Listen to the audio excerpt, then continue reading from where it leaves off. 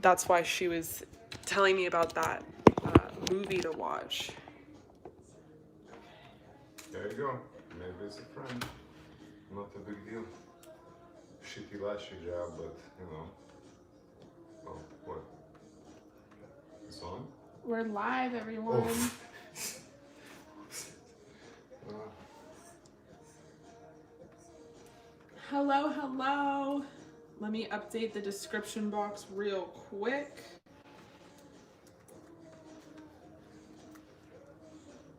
I hope we have sound this time. I know that we have sound this time because I'm not even risking it with my other phone, which is better than this phone. So I apologize for like the quality of this video, but we have sound, y'all, and that's better than anything. So how is everyone? Here, let me give you this phone, baby. How is everyone doing? I'm gonna put my like hands in it so you guys know I'm like, hello, hi. Guys, I got my nails done. So much better than the last live, am I right? First of all, my hand, it's cute with nails, right? And even with nails, like they have to be long. But my hand without nails, it's chubby. It's considerably chubby. I feel like I have sausage fingers. Like, and I've never been so insecure about my hands before until I don't have nails on them. Like, does anyone else feel me?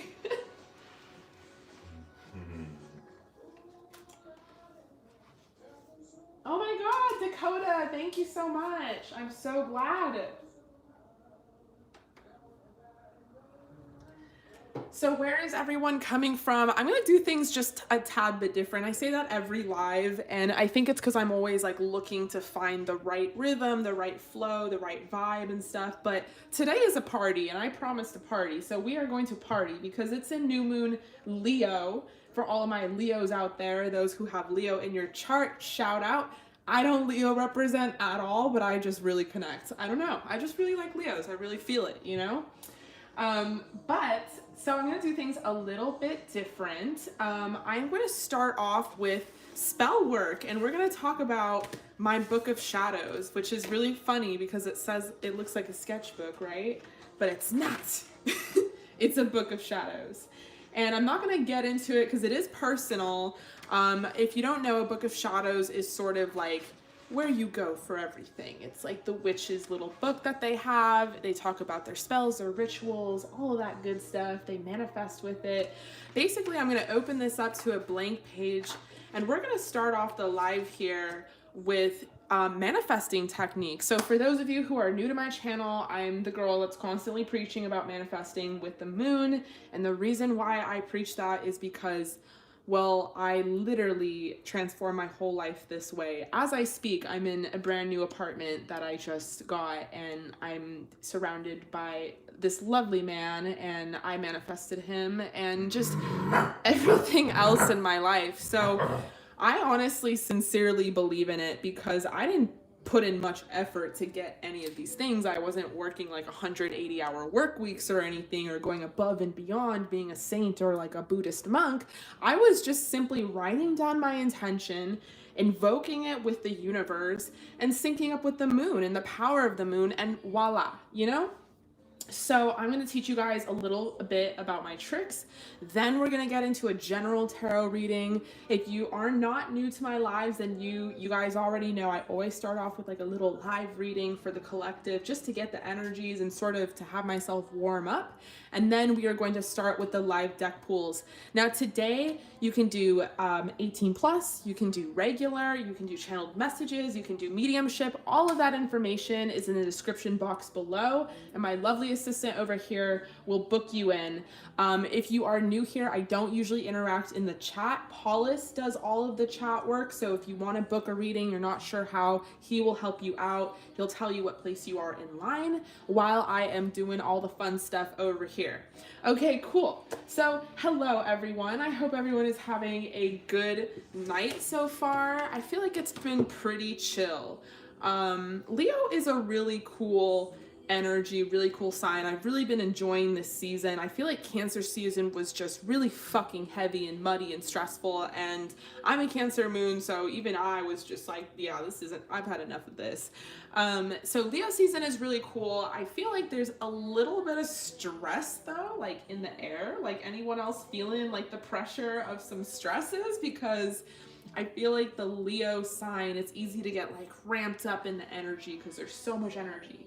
So, okay, so what I do simply to manifest is I write down my intention. Now, if you're wondering where I got any of this information, well, I got it from various books. One of my favorite books actually is this Moonology book by Yasmin Bolin. She's the one who does these Moonology oracle cards, which is really cool. New romantic cycle begins for some of you guys, which we'll get into. And she teaches you how to really manifest with the new moon. And I feel like the three things that you guys need to know when you're manifesting is that you gotta think it, you gotta feel it, and it will revel sort of in your spirit. So it's always great to start off with a wish, then you want to visualize, and then you want to affirm. So this is a really cool thing. And then if you really want to put some more power towards your manifesting, you can put forward an intention by committing to an action, which I will explain. So let's say you would like a new car. I'm going to use one of the examples from this book. And so then you would say, I wish to own a new car. And so basically you could go as far as me. So I literally have like a toy model. Like, you can, this is extreme, but I actually saw this on Gaia with Doreen Virtue. She was talking about how she manifested a car just simply by like looking at the car they wanted. I want like an X5 BMW. It's sort of looking like I'm gonna get a white Mercedes instead, but hey, I'll fucking take it. But still, get your little prop if you can, or draw it out, or, you know, this is why vision boards work so well. You know, you take out a picture, you put it on a board, you really visualize it. So I wish to own a new car. I wish to have a BMW X5. Now, I'm not going to get into the morality of wishes. I personally don't believe in, you know, bad wishes, meaning some people will be like, oh, you can't wish for like material items. You can't do this. You can't do that because that's like evil and the devil. And like, no, bitch, like if a car is going to get you from point A to point B and it happens to be nice, then that's that. And that's a good wish and that's a good intention. End of story, period. I don't believe in all of this like, oh, it's too capitalistic, it's too materialistic. Like, if you want Louis Vuitton shoes, go get yourself, go manifest some fucking Louis Vuittons. Like, I don't give a fuck. Anyway, so you would say, I wish to own a new car. Then your visualization could be seeing yourself driving around in your new car. So one of the coolest things I like to do is get that new car scent, because I'm definitely not driving one, and put it in there, and I'm like closing my eyes, smelling that new car scent, feeling like I'm in a BMW X5 when I'm really not. And it really works. And just sort of like kicking back and smiling and being in that energy just for a moment, even if it's not real, just feeling that for a moment.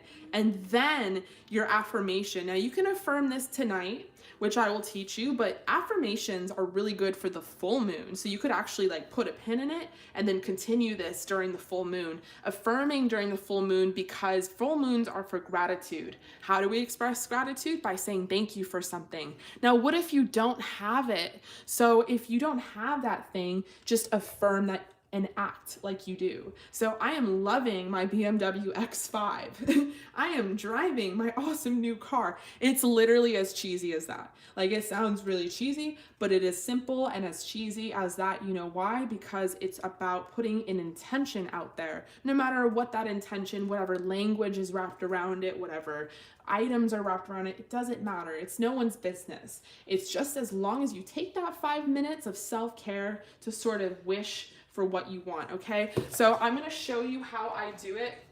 It's pretty simple. Basically, I would say, you know, for me personally, I like to break things up. So this would sort of fall under the money category.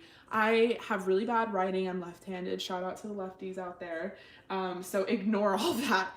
But so I would put it under money. So how much do I need for a BMW X5? I'm just gonna keep using that example. Let's say I need like $700 a month to lease a 2020 BMW X5.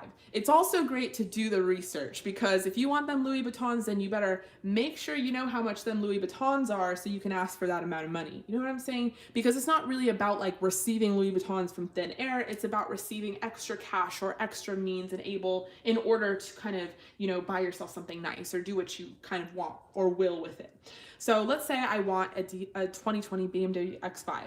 It's $700 a month. Now, this is where the be careful what you wish for thing comes in handy, because I could just stop there and say, I want this, right? But that's where you have to be very careful what you wish for, because I might get this $700 a month 2020 BMW X5, but then I have nothing left for taxes or for insurance or for this, or let's say a down payment. So let's say I need a $2,500 down payment. And this is all, for example, this is not necessarily like reality right now. This is not my entire focus. I'm not that focused on a BMW.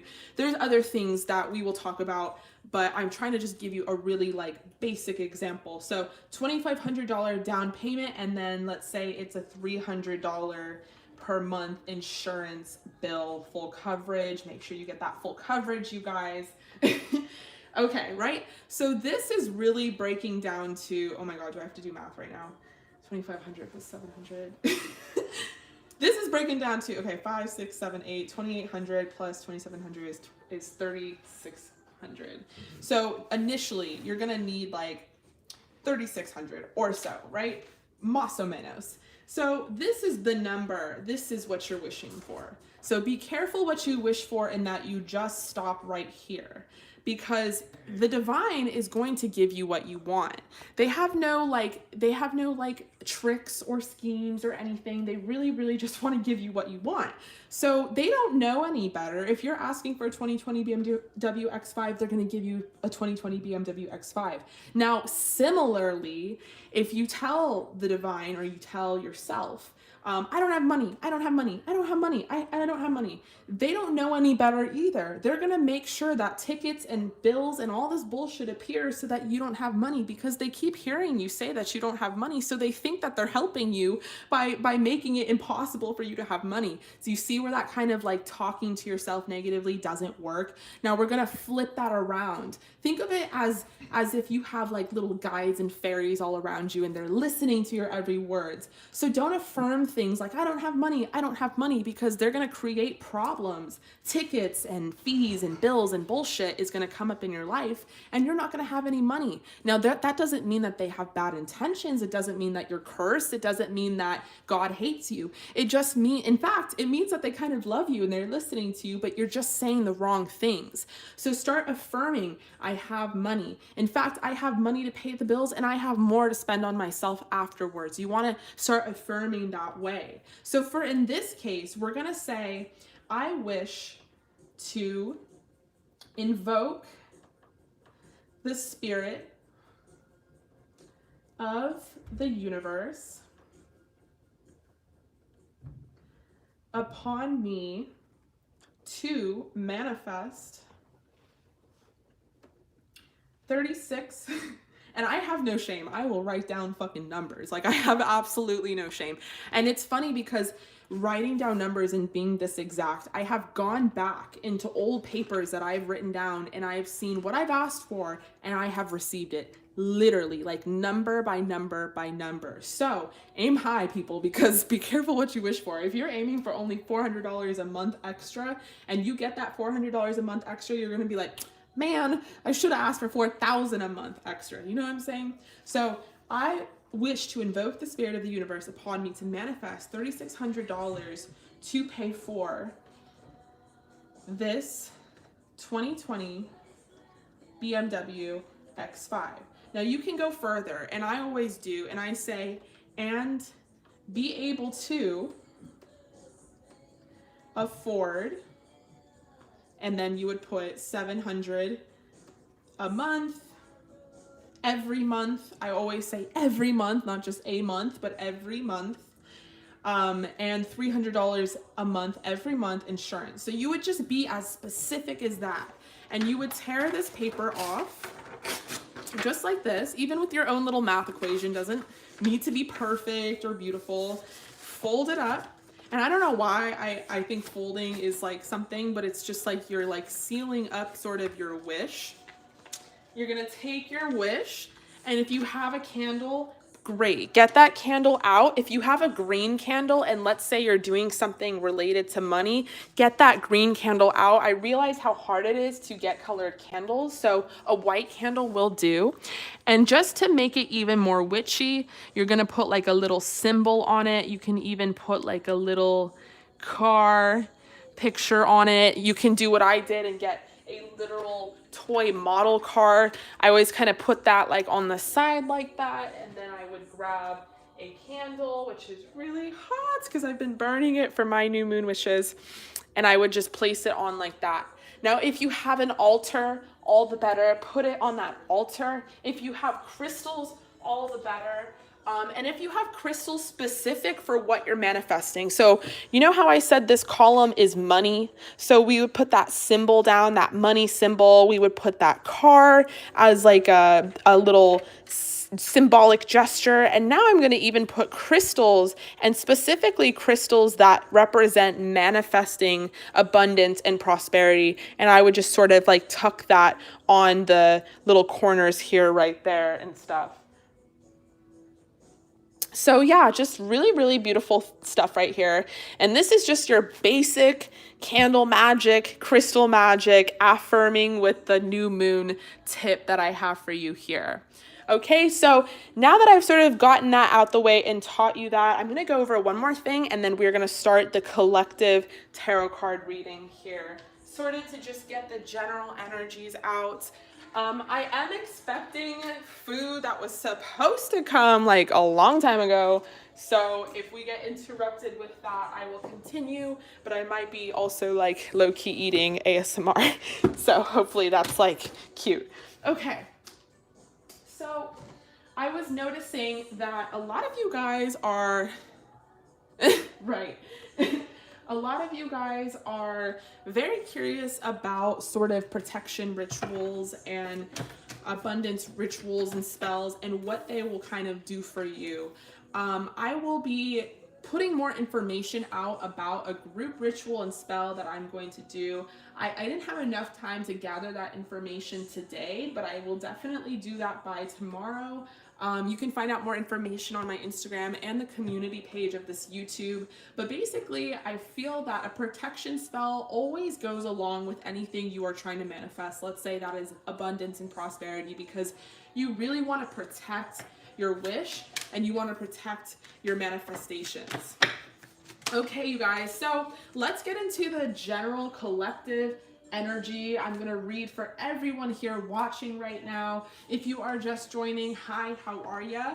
All the information that you need is in the description box below. And if you have any questions, Paullius will help you out in the chat. If you're new here, he's the one that does most of the communicating in the chat while I do all the focusing over here, but he will book you in and tell you what place you are in line. Today we'll be doing live deck pulls, 18+ pulls, channeled messages, and even mediumship if you guys are interested.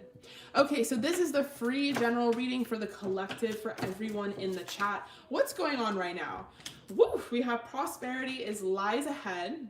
You are good enough to start with this full moon in Virgo. Emotions are running high and conclusions are within reach. Okay, so this is gorgeous. With you're good enough to start, I definitely feel like emotions are running high.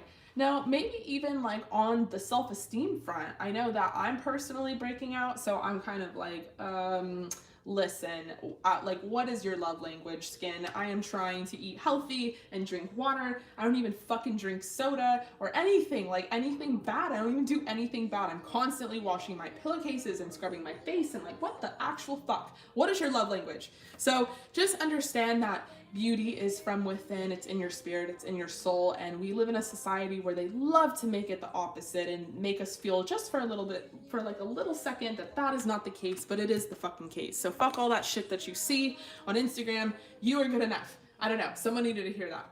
So emotions are running high. I mentioned a little bit earlier that the Leo new moon is a really cool energy, really sweet energy, but there is like a tad bit of stress that I'm feeling. So I'm wondering if you guys are feeling it too, where, you know, it's a ramped up sign that gets, you know, ramped up. And so if there is any sort of stress, I feel like emotions are running high in that area of your life. So with prosperity lies ahead, this could also be an affirmation that some of us needed to hear. Baby, is the food like Coming. those motherfuckers? They're here, they're just walking through the... Oh. Okay. So yeah, prosperity lies ahead. I feel like this is an affirmation for some of you guys. I feel like some of you guys, oh, well, hello. See how that works? You like ask for something and it just is at your door. I feel like some of you guys have been maybe stressed out or concerned about your finances or worried in that way. And I just want you guys to know that prosperity does lie ahead. Things are going to happen for you. And it's just all about, it's sort of when things are bad that you really have to have that faith. And then we have conclusions are within reach.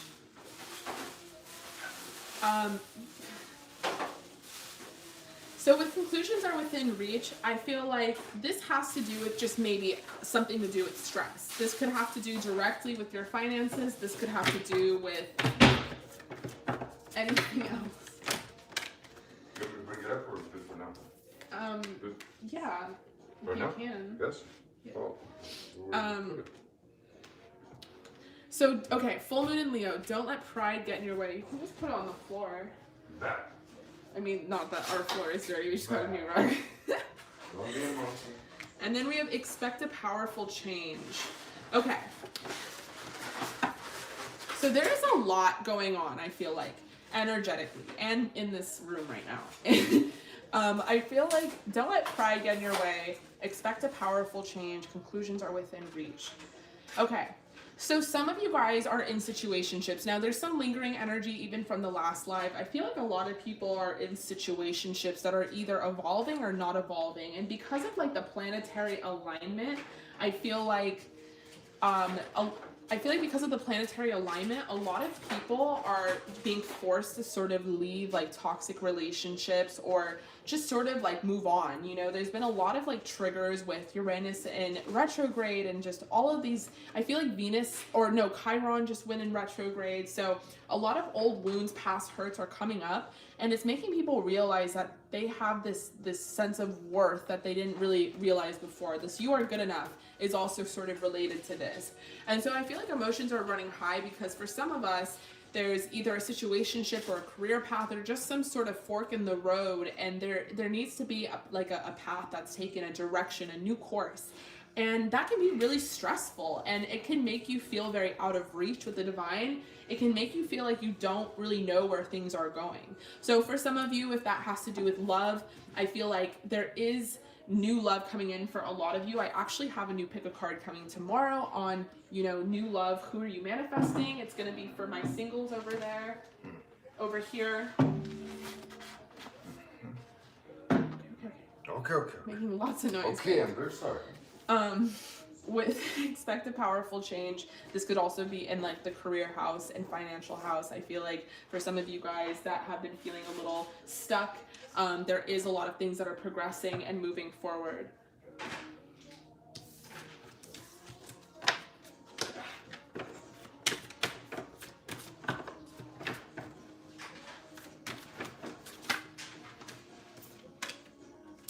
With communication is key.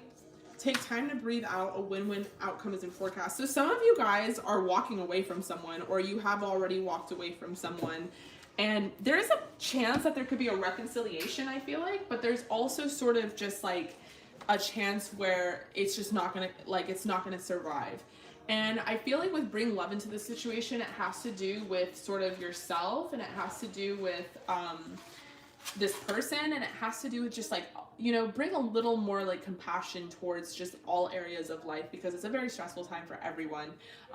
And then as far as yourself, be more compassionate with yourself. We have that "you are good enough" card, and I feel like some of you guys are being really hard on yourself because that seems to be a theme that is coming out here in the energy. take time to breathe out, you know, really meditate on this. Communicate all the way as well. If you are ending something, if some of you guys are in a situationship and you're ending something, you know, if you know that you're walking away and you're not coming back, then say everything that you want to fucking say. Because if there's no coming back from it, then just put it all out on the fucking table. Now, I'm not saying like cuss a bitch out, even though I'm very, I support that. I'm saying like, speak your truth, you know, communicate your truth so that you can release that on the spot instead of holding that truth inside your heart and thinking, man, that person never fucking understood. And then holding on to that, because that's a resentment, that's a block, that's something that's not going to help you guys propel forward. But just really speak your truth, I feel like. And this is in all areas of your life. This could be in a work situation as well with a boss. Okay. So I'm going to pull some advice from the angels, and then I'm going to pull some self-care tips. If you want to book for the live, you can. All the information is in the description box below. Paullius will help you out in the chat. And yeah, we'll get into it. Okay. So, Emerald, ceremonies and celebration. It's a time of important life passages such as weddings, birthdays, graduations, or anniversaries. Oof, I love that. So some of you guys could be having a reason to celebrate soon. We have Tiger's Eye, self-confidence through God confidence. Believe in yourself by believing in God working through you. This is a really gorgeous card because I also feel like this sort of has to do with this self-esteem issue. You know, understanding that you're freaking perfect and awesome and fucking amazing as is. You know, all this, you know, other bullshit is extra. It's just whipped cream and cherries and sprinkles. You know, and it's society at large that kind of makes us feel like we are like inadequate in some way. We let people in situationships make us feel that way. We let bosses in unhealthy work environments make us feel that way. And then after a while, we start to believe it. We start to feel it. We start to think it. And this is what we really need to evolve towards, is reversing this. Self-confidence through God confidence, and you are good enough. That you have everything that you need right within you, that all the answers are within you if you would just quiet your damn mind and meditate a little bit on something, or if you would take out your own tarot cards and use that as a divination tool, or if you would call on your angels for some help and for some answers. You guys all have it within you, the power, the beauty, the love, all of it. So I love this self-confidence through God confidence, and I love Tiger's Eye. It's one of my favorite crystals. I actually have it on my altar right now. We have Sodalite. Socialize or join in. Make healthy and supportive new friendships and connections by getting involved with a group of like-minded people. Ooh, that's really cool. So some of you guys are trying to manifest a friend, or maybe you're like over this whole pandemic and you're trying to like manifest your friends that you've already had, but you're like, can we hang out already? So some of you guys are having a reason to celebrate, having a reason to socialize, maybe like some sort of party or something going on for you guys that is just really positive. Gorgeous, we have Fluorite, natural beauty and authenticity. Be yourself as God made you, naturally attractive and lovable inside and out. Now, this is a really hard principle to kind of screw into our brains, but trust me, you are just perfect as is. And you don't need to do any more adjusting to yourself in order to achieve that. And if you do, it's, you know, extra, right? It's all just cherries on top. It's not because you need it. It's not because you need it. Because you are honestly, you know, a child of God, a child of the universe. You have all the answers within you. You are great and beautiful and lovely and all of that great stuff.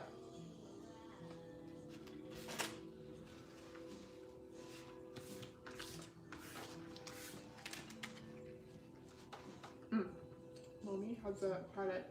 Oh, okay. Hi, love. How are you? Okay, so I'm eating some sushi, you guys. So if you hear like chewing, first of all, let me know if that's ASMR and I can make money off of that. I'm just kidding. I cannot believe people do that. I saw someone on YouTube eating a fucking sandwich and they had like 1 million views. And I was like, wait a minute. Should I rethink my career? I'm just kidding. But actually, speaking of rethinking my career, I am trying to get into the Monroe Institute. And I'm trying to become a remote viewer. So if any of you guys know what remote viewing is, I can do it, and I am trying to professionally do it. Okay. I love this card. Look for fairies. Ugh. There could not be a more perfect card in my opinion. So this is going to be some self-care tips, and then we are going to start with the lives. But first, I'm going to do the general energy, and then I'm going to take a couple bites of some food, and we will get on with the live. We have spend time with friends. So yeah, socialize and join in. Celebrations and ceremonies. There's definitely a theme here of, you know, it's Leo energy. It's a social energy. It's wanting to spend time with your friends. It's wanting to kind of get into a gathering, a party. Maybe even, this is super cute, maybe even having like doing tarot cards and like drinking moon tea and just, you know, like manifesting together, doing vision boards. That would be really cute. Doing something like that. We have connect with your ancestors. So in the chat, for any of you guys watching, who's in sync with their ancestors? Like, I don't really personally know mine. I know I have some spirit guides, I have some fairies, but who here watching is connected and rooted in their ancestry and knows that some of their spirit guides are their ancestors? Definitely comment in the chat, because I would like to know more about that. That's really, really cool to me. This doesn't necessarily have to be so literal. It can mean, you know, activate your third eye and connect with a higher being that's actually centered within you. We have watch a movie. Shout out to my lash girl, because honestly she recommended the coolest movie and we haven't finished it, but it is so funny and I was not expecting it. How many of you guys have seen The Men Who Stare at Goats with like a young, cute George Clooney?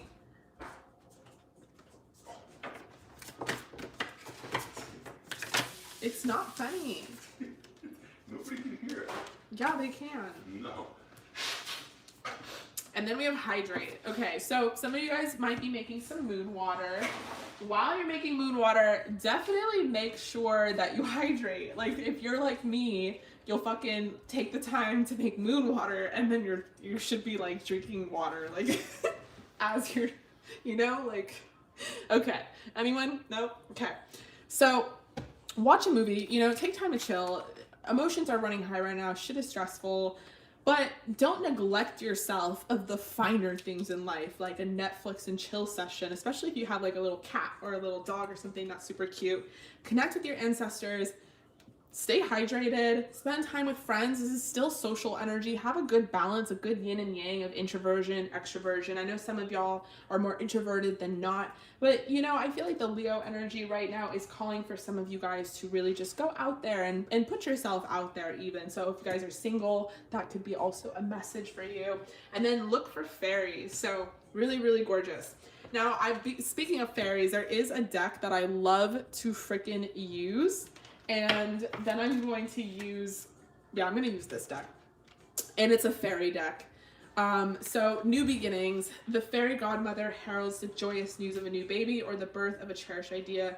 Perfect and nurture your ideas as you would a baby. So this is interesting because in a lot of my private readings lately, I have been getting so much energy of like a birth or creation of something. So a lot of you guys are getting like sparks of creative energy. You're feeling really good. You're feeling like, you know, very inspired.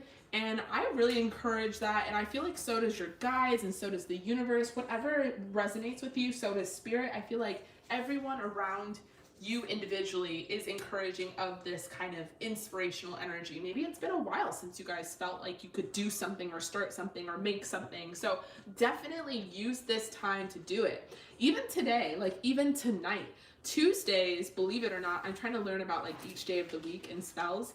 Tuesdays is ruled by Mars, the planet of action and intention. So if you want to start something, it's actually really good to start on a Tuesday, not a Monday. Okay. Let's see. We have look in a book.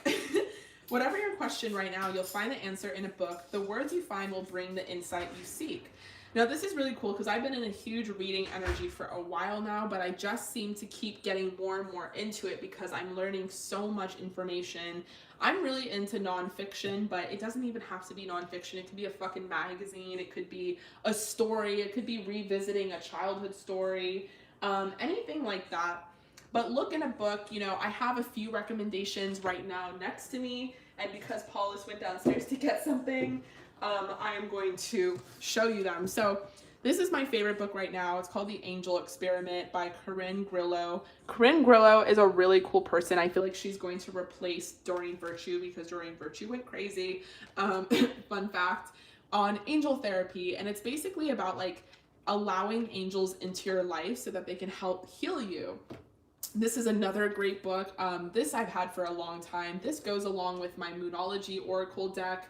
It's not necessarily like in sync, but it's by the same author, Yasmin Boland, and this is just really good information. You know, you always hear me talking about the moon and the moon phases. This is everything you need to know about it, even according to sort of like your 4th house or your 5th house, or like even your own astrological chart. And as you can see, I have lots of bookmarks in it, and this kind of just teaches you all sorts of things. The daily moon, I like looking out for the daily moon as well because it's really cool. Like daily moon in Pisces, good for swimming, dreaming, bathing. I don't know, it's just really cute. So there's this book as well. And then for those of you who are super witchy out there, Unleash Untamed Apologetic Witch by Lisa Lessler. This is a cool book. It's more of like, I don't know how I would explain it. It's not necessarily a book. It's more of like a guide. Like, oh look, Book of Shadows, which I showed you guys, also known as a grimoire, or whatever. But yeah, it's more of like a guide to just sort of know that you're not alone. Just really cool stuff. They talk about different herbs and their powers, and it's just a really cool book. But these are my main books that I am, I have on deck during the new moon. I definitely like to switch up the books according to the moon phase. I know that's like really weird, but it's also kind of like a little advanced. You don't have to necessarily go that far. So I'm actually reading a few nonfiction books on extraterrestrials because I'm super into it. And I just happened to crack those out because it's the new moon and I'm just kind of in that energy right now. Okay, oop, card fell on the floor. We have Life Energy, The Happy Fairy of Sunshine. Alexa, next song. The Happy Fairy of Sunshine brings lots of life-giving energy. She reminds you to shine your light and revel anything in the shadows that needs to be healed. Okay, so for some of you guys, you're taking this new moon to do some release work, to do some healing. You know, there's a couple things that I feel like I need to release. I'm pretty good on the release work stuff, but there's even small things like a lady the other day like did this service or whatever and this and that, and I didn't fucking like it at all, and I paid a lot of money for it, and I was just like, ugh, you know, I was just kind of like, ugh. And she was so sweet and so nice, and I really, really liked her, so it was really hard for me to like put that out in the world and be like, ugh, like I'm so mad that I did that. So I had to even release that, just like a small little thing like that. Like, okay, I'm so glad I met this person. They were really beautiful and I'm glad I could spend that time with them, but I will never do this service again with them, whatever it is, you know? But Life Energy, just reveling in this kind of like giving and releasing mentality so that you can, you know, this also goes in sort of like your cup is not full. Make sure your cup is full before you start giving to others. And that has to do with release work as well. And then we have nature signs. Be receptive to the subtle messages from nature as you go about your day. Nature talks to us continually, and we need only to open our hearts and minds. And this is a really cool card because I was reading today in this Angel Experiment book that, you know, nature is almost like the landscape for the divine. It's like the theater backdrop. So some of the coolest, most magical things happen in nature. So if you really want to like up your manifesting and you really want to invoke that spirit of the divine, go on a walk, you know, go on a hike and say that shit out loud. Fuck it, no one's nearby. Just sit down under a tree or even stand there and just be like, I want this, or like whatever it is, and watch all these beautiful things kind of happen like synchronistically throughout nature. Something really cool to look out for is like if you find a feather like on the floor, then you know that's like an angel, or a butterfly can be symbolic of transformation. I personally have a beetle that keeps following me around, and I have just named him Tom. His name is Tom. Every time I see Tom, I say hi to Tom, but Tom is the beetle. I claimed him as my beetle, but I'm sure he's just like, there's a bunch of Toms, you know, but I just like love the little idiosyncrasies of spirit in the world. So, oh my God, your Alexa heard me. Fucking Alexa, she's not loyal to anybody. Okay, so I'm going to pull some advice from the angels, and then I'm going to get started on the live deck pulls for everyone who has booked. I appreciate you. And if you are just joining, you can find all the information in the description box below. And if you're still confused, everyone here pretty much has been here before, and they don't bite. They're lovely people. So if you have a question, just say it in the chat, and I'm sure someone will answer, or Paullius will answer. So we have indigo and crystal children. You have a bond with children. In particular, you can help children who are sensitive. Ooh, we have moon cycles. Okay, notice how the moon affects your energy and manifestations, and capitalize upon these cycles. Look at what I'm saying. It's not just me. It's not just me. Archangel Haniel. Notice how the moon affects your energy and manifestations, and capitalize upon these cycles. I totally agree with that. And then we go spread your wings. So do not hold back right now. The timing is perfect and you are ready to soar. So yeah, this goes again with some of you guys are sort of at a crossroads with a person, with a career, with a life path, whatever it may be. And it is basically saying, just go out and soar. You are good enough. You are brave enough. You're like, it's all those things that you think that you're not, all those kind of fear-based things. You're like, I don't know if I should do this because blah, blah, blah, blah, blah. And the universe and God is basically saying to you, like, no, you're perfect. You're honestly perfect, and you're equipped with all that you need in order to do this. So freaking do it. It's gorgeous. Okay, we got two more.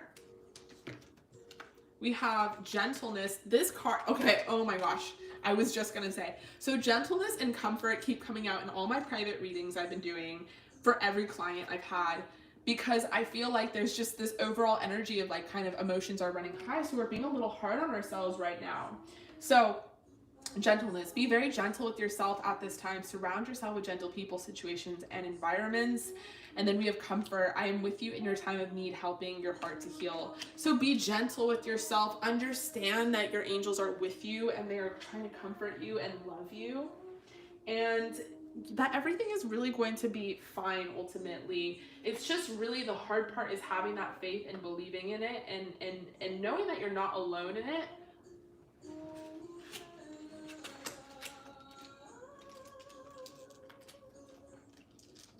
Okay, so looking at the chat, just catching up here. Okay, so I'm going to start the live readings as soon as Paullius comes back. He is, picking up something, a delivery.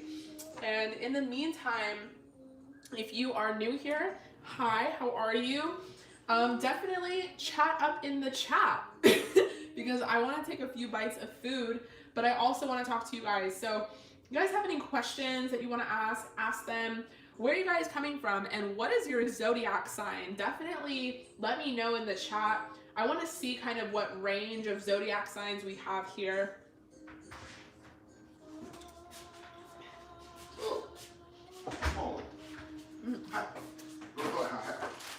We have Pisces, Aquarius, we have Leo.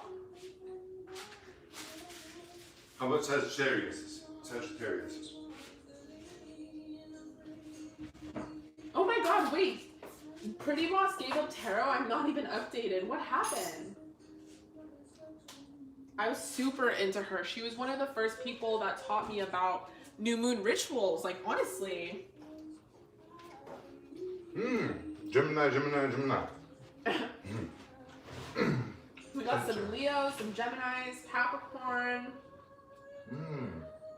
Oh my god, who's a Cancer moon? I'm a Cancer moon. Isn't it awful? I'm just kidding. Like, but am I the only one that like cries all the time? Because you're a Sagittarius, baby. We got some Sagittariuses up in here.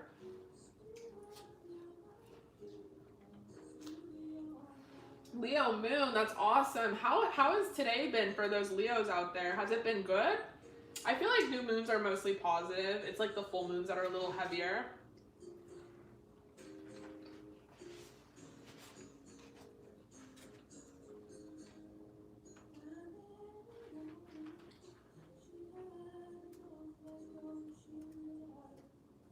Oh my god. People be doing that. People really be like preaching spirituality and tarot and angels and stuff, and then going full on like, no, I just want God and I only believe in God, and I'm like, technically it's the same thing, but okay.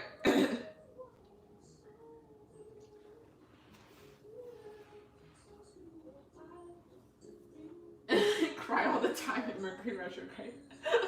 Mercury retrograde was a freaking nightmare. I honestly feel like I'm in one now because my last live, my phone wasn't working. My uploads have been so slow. It's just been not good, honestly. Okay, so for all of you guys who are chatting your zodiac signs, so I feel like a lot of you resonate with your zodiac sign, and for September, I think I haven't decided if I'm gonna make individual videos like Aquarius, this is for you, because then I feel like people are gonna expect me to do that every month, and I honestly, that's a lot of work, you guys. That is a lot of work. So if you see a tarot card reader doing that, praise them, love them, like their videos, because they are really putting in work for you.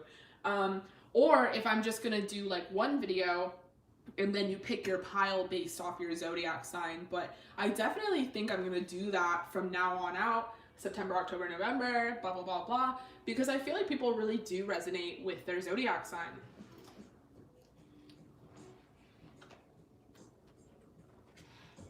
Okay, so I'm having a couple bites of food, some edamame, but we're gonna get on with the first person during this live, and Paullius is going to tell you who's first.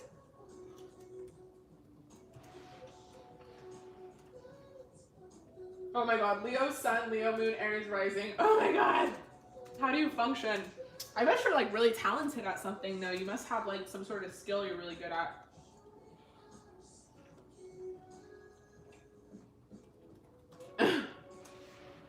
My pug is a double Leo. He's like honestly so funny. Like, oh my gosh.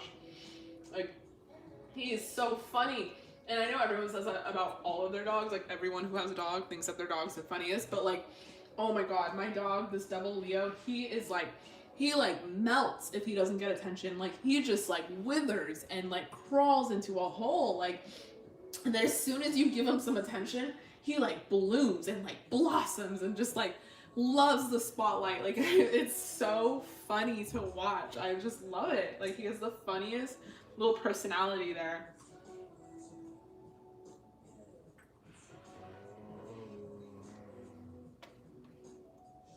I know, right, Sarah? It works though for a dog because it's like he doesn't really have to speak.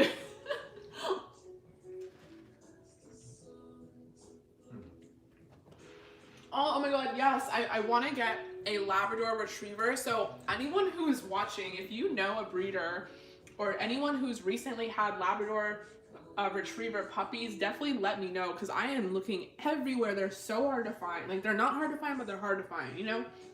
Like, people really want to, you know, sell them for like $5 grand, and like, your girl's on a budget here. Like, I want a dog and a friend, but I ain't trying to like spend $5 grand on one. Like, that's crazy.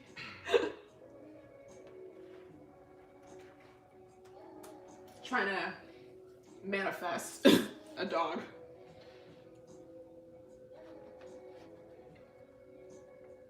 Maybe like a Craigslist dog.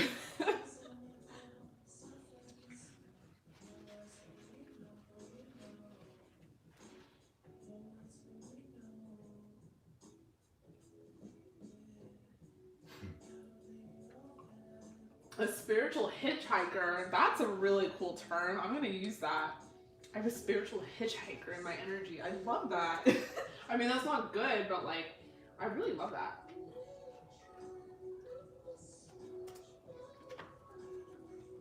Okay, so I'm having like one more bite of sushi. Hold on. Shout out to this salmon roll, tuna roll, whatever this is. And then I'm gonna start the readings. Sorry guys, bear with me. Food came really late today.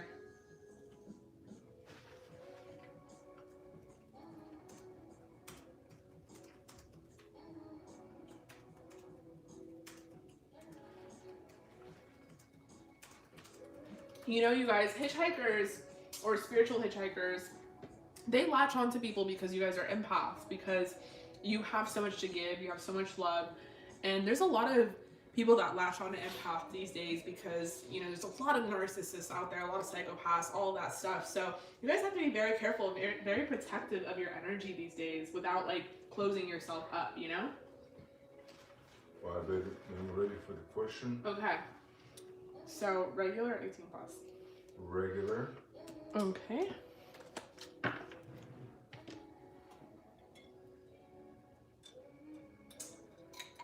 Okay, so we're gonna move on to the first person for this live. If you want to book, all the information is in the description box below. So, the YouTube name is Plant Lover. Yeah. Wanted to know what's next in love and in the near future. And her name is Nazir. Okay, love. Okay, so what's next in love? What is next in love? I'm also coming out with a pick a card literally with this title, What's Next in Love for Singles. Who am I manifesting? You should expect that on my channel either tomorrow or the next day. Okay, what's next in love? Woo! Lots of energy. So we have the Two of Pentacles. Can you lower the volume just like a little bit? Alexa, turn down the volume. Well, if you tell her, then she turns it down a lot. Damn. Yeah, I know. She's fucking annoying. So we have the Two of Pentacles, the Three of Wands, the Hangman,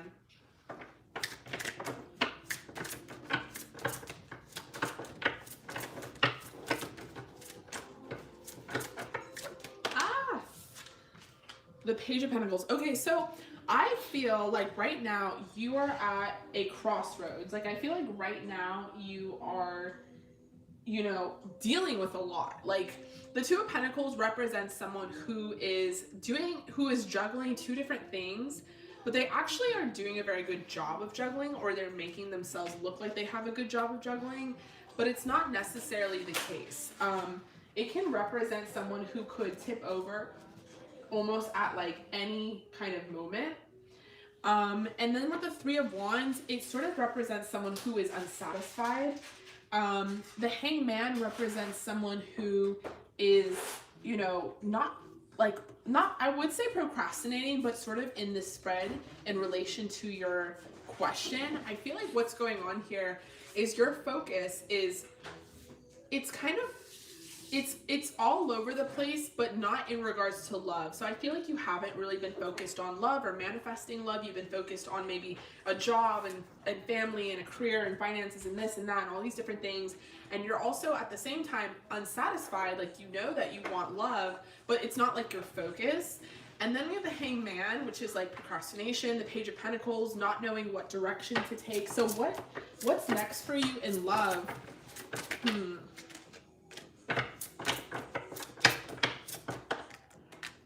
We have the Eight of Cups. So there's something you have to walk away from first before I can really dive into it, because Spirit is really making it adamant and clear that there's something else going on in your life that is taking a lot of your energy and a lot of your time, and maybe even potentially creating a blockage from manifesting a new love. So let's pose the question a little bit differently. And the question is going to be, who is going to manifest once you walk away from this thing, once you choose a direction, a new direction, or at least doesn't have to be walking away. It could be just walking towards something else. It could be the King of Pentacles that you are manifesting and what's next in love. The King of Pentacles is someone who can be a Taurus, Capricorn, or Virgo, or have that in their chart. This person is very stable. I would say they're even like emotionally stable. They're financially stable usually, but that's not the importance. The importance is that they are stable emotionally. They're someone that is ready and present and able to give. And they usually are someone that is very giving. Look at this. We have the Knight of Cups. So I feel like you're going to meet someone that kind of fits this profile with the King of Pentacles. We have Judgment. So this could be very soon. But I feel like when they're going to give you their heart and their love could take sort of a little bit of time. You guys could go through sort of a dating stage first. But I feel like intentionally, what their intentions are, like right after meeting you, is that they do want to give you their love. But the Knights are a little more slow moving. And I feel like it has nothing really to do with like their feelings. It could be that they're more reserved and, you know, they move slower, but I feel like on a energetic level, it has to do with the timing's not going to be right or just right. There's still something that's heavily coming out that needs to come to an end, that you're not ending, that you're not walking away from. With the Hangman, I feel like there's some procrastination in relation to this. With Judgment, I feel like only time will tell, and it's going to be very soon that you will not be, you know, unsatisfied. I feel like the Three of Wands, you're sort of like, what's next in love? Like, I'm wondering, hello, hi. And with Judgment clarifying, it's basically saying, just wait a minute and wait a second, because we do have something in store for you, but there are a few things in your life that are creating blockages and not allowing you to receive these things fully.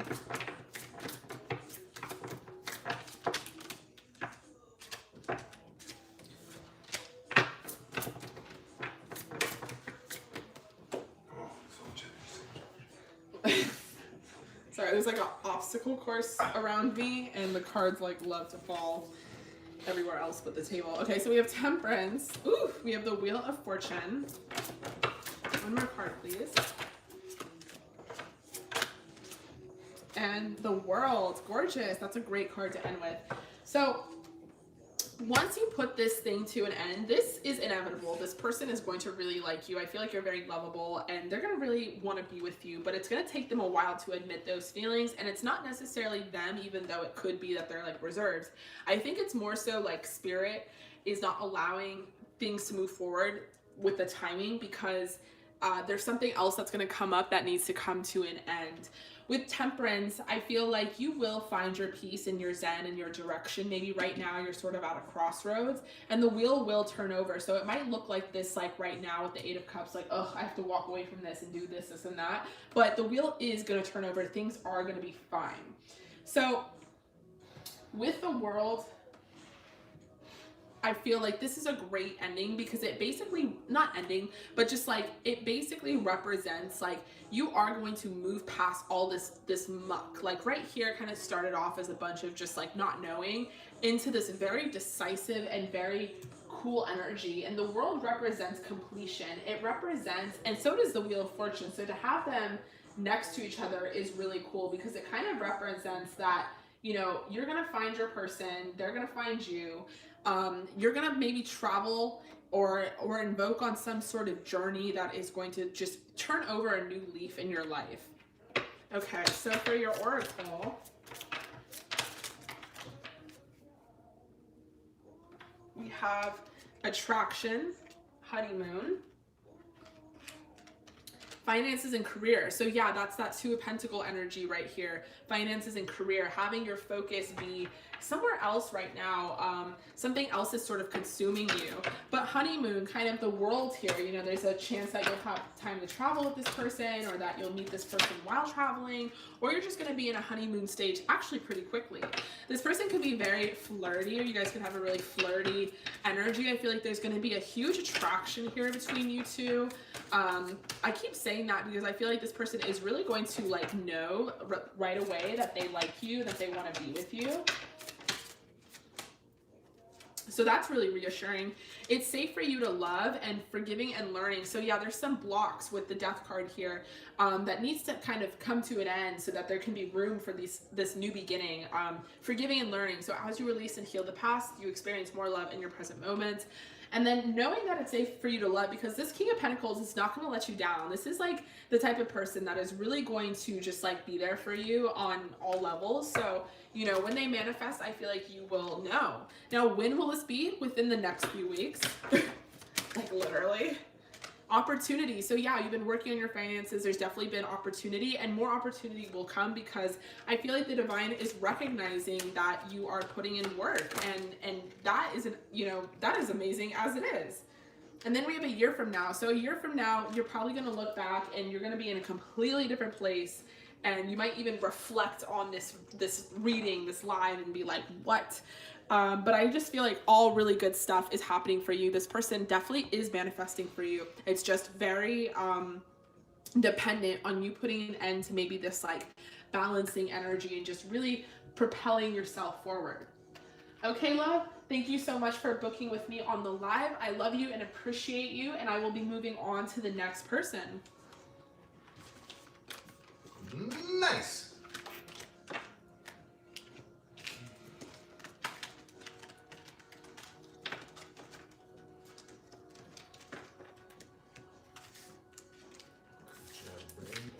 I literally love edamame.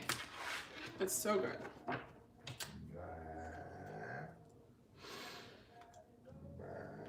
You're welcome, love.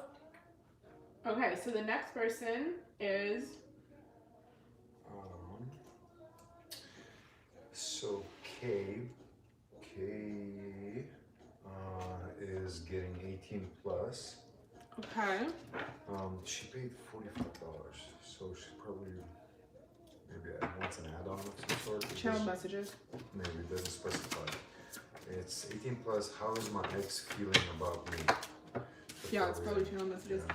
So Kay, let me know if you wanted channeled messages. I think it got lost in the whole thing, so just let me know. I'm pretty sure you do want channeled messages. But we're gonna do an 18 plus for you, and it's going to be, how does my ex feel about me? How does your ex feel about you? 18 plus.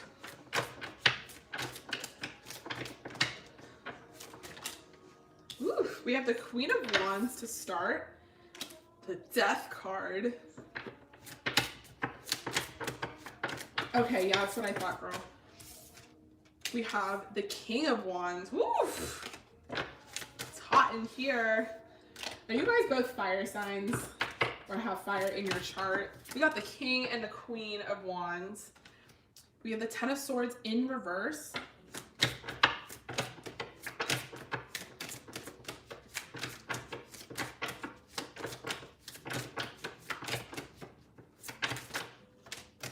The King of Swords.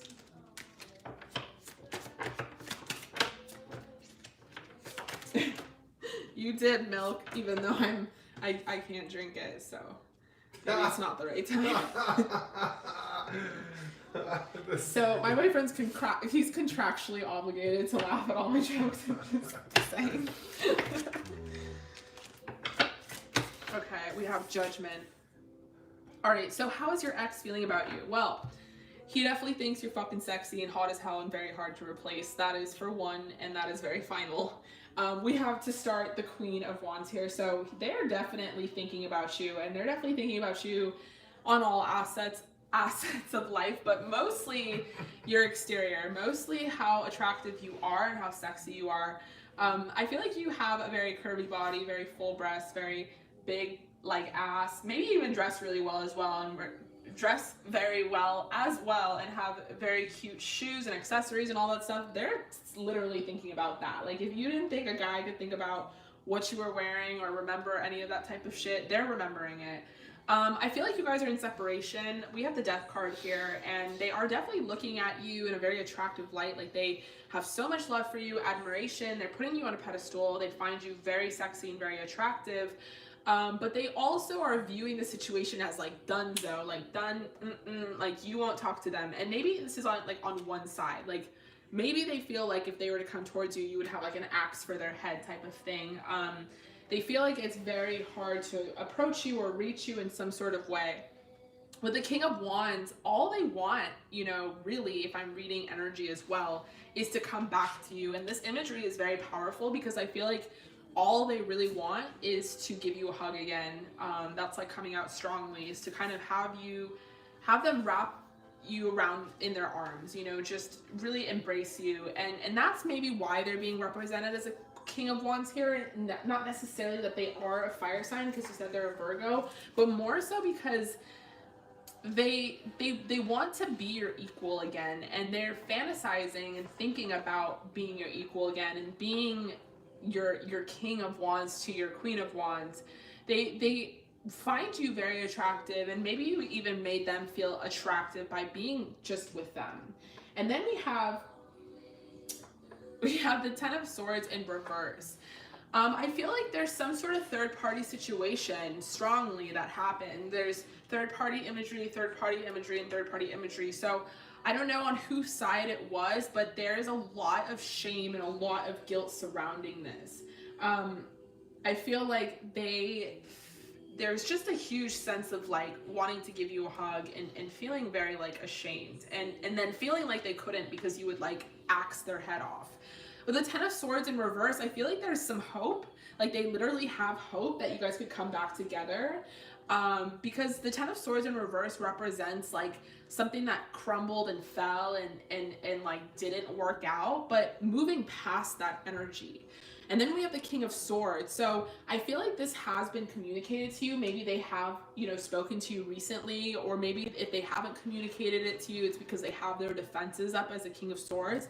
But if they haven't or have, literally only time will tell with Judgment here. I feel like Judgment is going to sort of represent that this person's feelings are going to come out for you.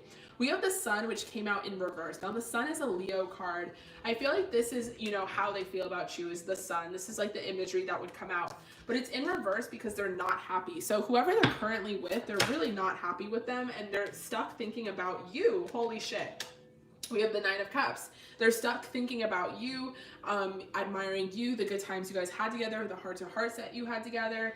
And they're really stuck thinking about how like emotionally fulfilled that they were.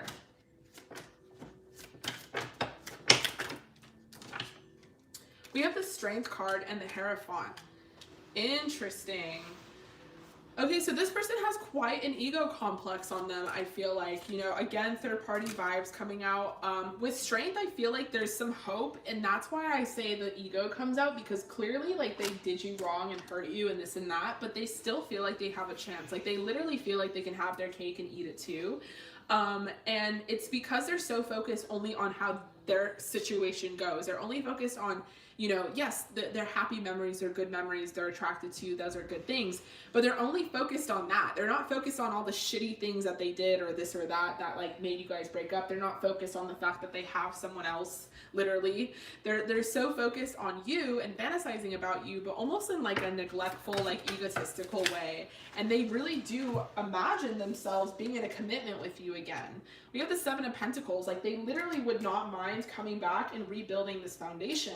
They're just not sure if it's an option or not. And I feel like they want to explore and see if it could be an option that you guys could come back together, because the Seven of Pentacles really represents, let me move this over, really represents rebuilding and building a solid foundation. So maybe where the foundation wasn't solid before, they really want to come back and rebuild it, which is very interesting. Let me pull some oracle. We have passion. So yes, there's still a lot of passion for you.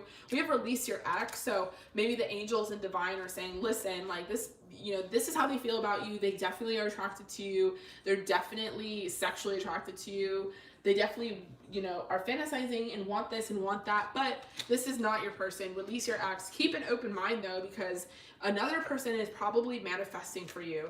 This person is like a master at deception, I feel like, and they, you know, would probably try to do the same scheme all over again if you were to let them rebuild this foundation. So the angels are kind of saying, get away from that. And then we have love yourself first. So also saying kind of, you know, take this time to heal, take this time to put that love and give it towards yourself. You know, maybe you gave a lot to this person and now it's time to give all that energy to yourself, because you really are deserving of it, and someone else is going to come along and reciprocate that. Whew. We have the past is now behind you, release it and embrace new possibilities. A new path is now available to you, follow it with faith. Gorgeous.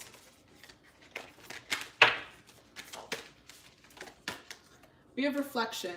Give each other some space at the moment and trust and have faith that all will work out for the better. And we have secret admirer. Someone has deeper feelings for you than they are letting on. So yeah, this could be directly your ex. Okay, love, so thank you so much. Oh, actually you have channeled messages. And I'm guessing and assuming that we're going to do these channeled messages from your person. So definitely let me know. So I want to confirm that though before I start them. Channeling, channeling, channeling, channeling. Channeling, channeling. Channeling, channeling, channeling. Can I have some more water? Water, order, channeling, channeling. Okay, so I'm going to do these from your person. What would they say to you if they could?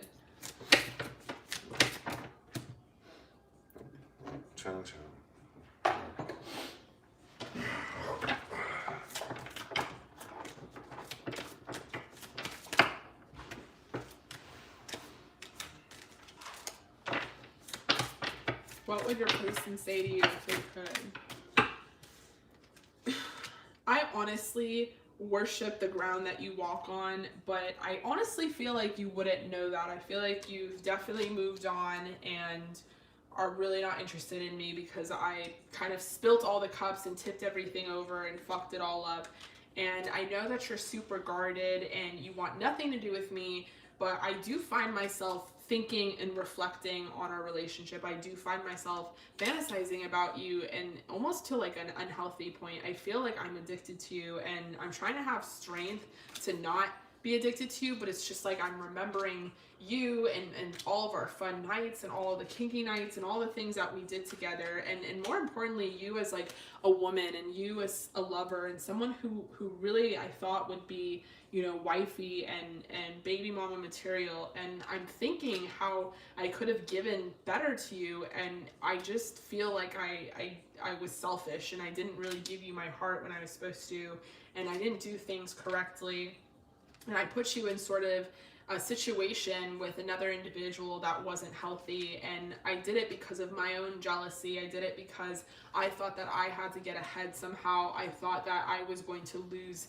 this somehow from you, and I wanted to be on top, and I wanted to sort of have my cake and eat it too, but I'm not happy, and I'm definitely not happy without you. You're somebody that really emotionally fulfilled me and made me feel really good about myself, and I want nothing but to kind of just, you know, wrap myself around you, and I can't do that, and it really honestly hurts, but I've never met anyone like you, and I miss you, and I miss our dates and our nights together talking.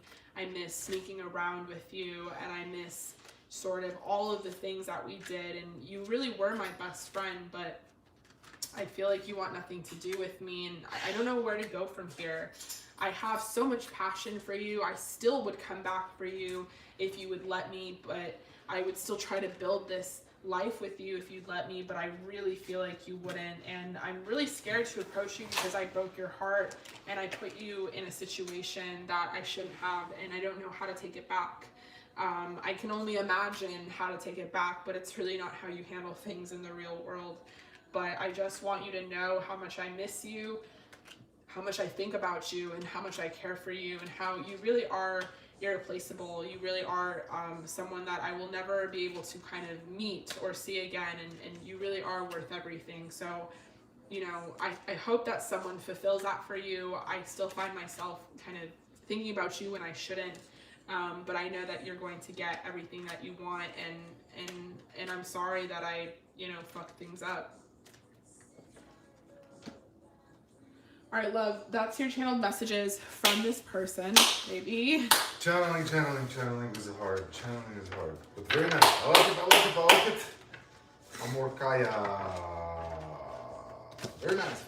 Okay. Thank you very much. Sarah J3323 is next. Thank you, love, for joining on the live. I will be moving on to the next person now.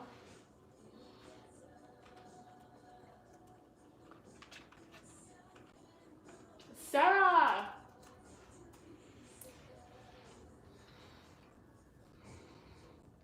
Oh my god, babe. She paid $40. I'm thinking some question on channeling. Mm-hmm. Let's see, where did she pay? Oh, she always does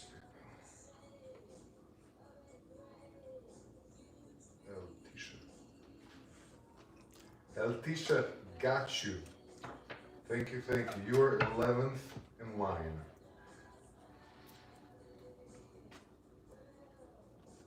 Okay, Sarah. So let me know what your question is. I'm guessing it's regular plus channeled messages. Of course, yeah, she didn't ask a question. If she doesn't answer, we can move on to Lennis Clark.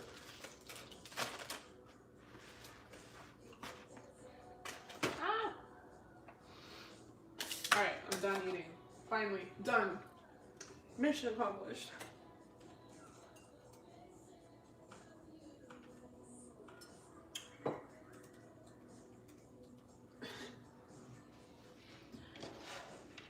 Alright, Sarah, I'm pretty sure you just took a... Okay, you're here.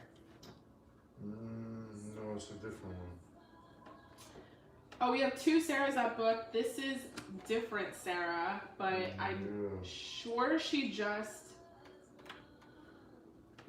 walked off real quick. So yes, we're gonna Sarah, unapologetically, Sarah, yes, you are here too, but you are gonna be 3 people away. You're a good girl, don't even worry about it. Okay, so we're gonna do Lannis Clark. Lannis Clark, let's see, he might be watching Lakers, he said. But Wait, they're playing?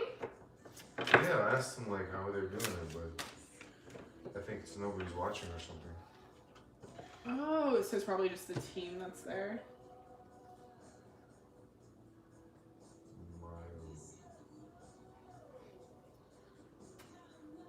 Alright, Clark. Dr. Lewis Clark is gonna get a regular reading. Did you say Lewis? No? Lennis? Lennis Clark. His team's not Lewis. Lennis. Okay, love, so you're up. Let me know what your question is. I can already kind of feel the energy. We had the Hierophant pop out. Oh, we had the Empress pop out. The Hierophant and the Empress? Wow, Lennis Clark. Nice. Let's see what the question is gonna be.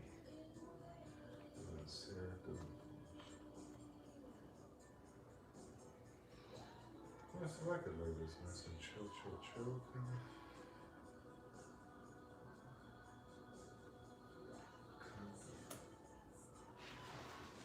Oh.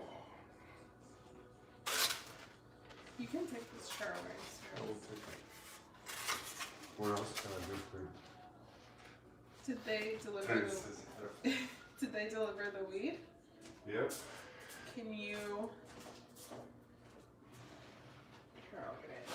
Alright, well, Lannis is typing out a question. Sarah, you're after him, so if you are coming back to the live, make sure you put your question in the chat as well.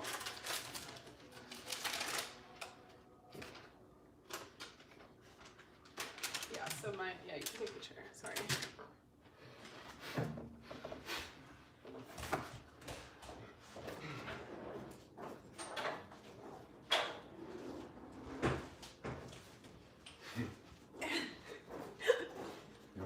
Like open the window and do it? Yeah, I guess. It's better that way. Okay, well, someone has to do their question.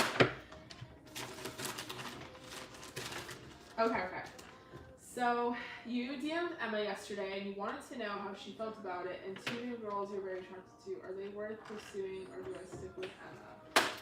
Well, now I'm curious as to what happened with Emma. I want to know. Okay. So, you DM'd Emma yesterday, you wanted to know how she felt about it, and 2 new girls you're very attracted to. That's a lot of work.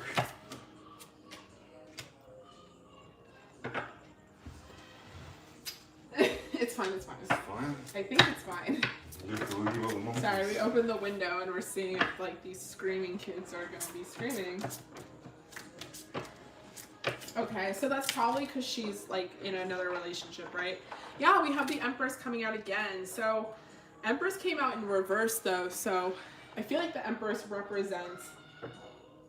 Do they have to scream, like realistically? What was gonna happen with them?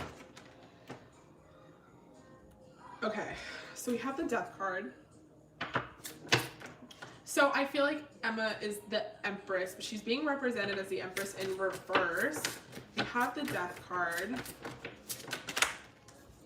the 5 of Pentacles, the 4 of Cups. Okay, so very standard here. You know, 5 of Cups, 5 of Pentacles represents feeling left out in the cold. It's a representation of, you know, someone not responding, like quite literally, like, oh, you sent a DM, they left you on red, that type of thing.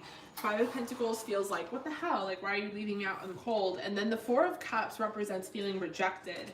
And we have this card in reverse. So I feel like you're trying not to be in this feeling of like, I feel rejected, but you're kind of like, yeah, like you said, you're confused. You're kind of like, what the fuck's going on?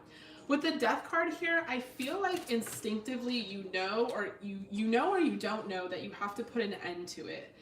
There's some sort of ending that has to be made in order for you to move on. Now, this doesn't even mean like move on emotionally. This can just mean like energetically. Like you said that there's 2 other people that you're attracted to. So these people can't necessarily like materialize into your life. Like you can talk to them, this and that, but if you're holding on to another energy, it's really hard for them to kind of like make way into your life and become something unless you put an end to sort of these old things. It's kind of like making room for the new, getting rid of the old. We have the Queen of Pentacles here, so maybe this one of these new people is the Queen of Pentacles, someone who could be a Taurus, Capricorn, or Virgo, someone who is very stable, and I would even say trustworthy, someone that you could rely on and lean on, and maybe that's kind of different, you know, whereas the Empress here is someone who is very attractive and very this and very that, but sometimes the Empress, you know, if they're not in alignment and if they're not evolved, if they're not woke, they come up in reverse, they're not so great. But the Queen of Pentacles, I feel like, represents someone who is very stable, and it could represent like a longevity and a commitment. We have the World as well, which represents moving towards something. So there's a huge possibility that you could be moving towards this, or even just moving in general. With the World, it also represents travel. So I know that you mentioned before that you travel a lot because of your work. You could meet this person or maybe even another person while traveling. Or you could end up kind of going on a traveling like sort of adventure with this person. There's all sorts of possibilities that come out with the World because the World represents completion. It represents a sense of like satisfaction and like inner knowing that things are going to take off in the right direction. Now, I'm very confident in this because we have the Queen of Pentacles and not like just this or that. Queen of Pentacles is a very solid girl. Like she's cool. She's like, she's got her shit together. She's not going to break your heart. She's, you know, going to be very forward and this and that. It's not going to be in and out, making you feel left out in the cold, making you feel kind of confused, making you feel kind of rejected. It's not going to be that kind of energy.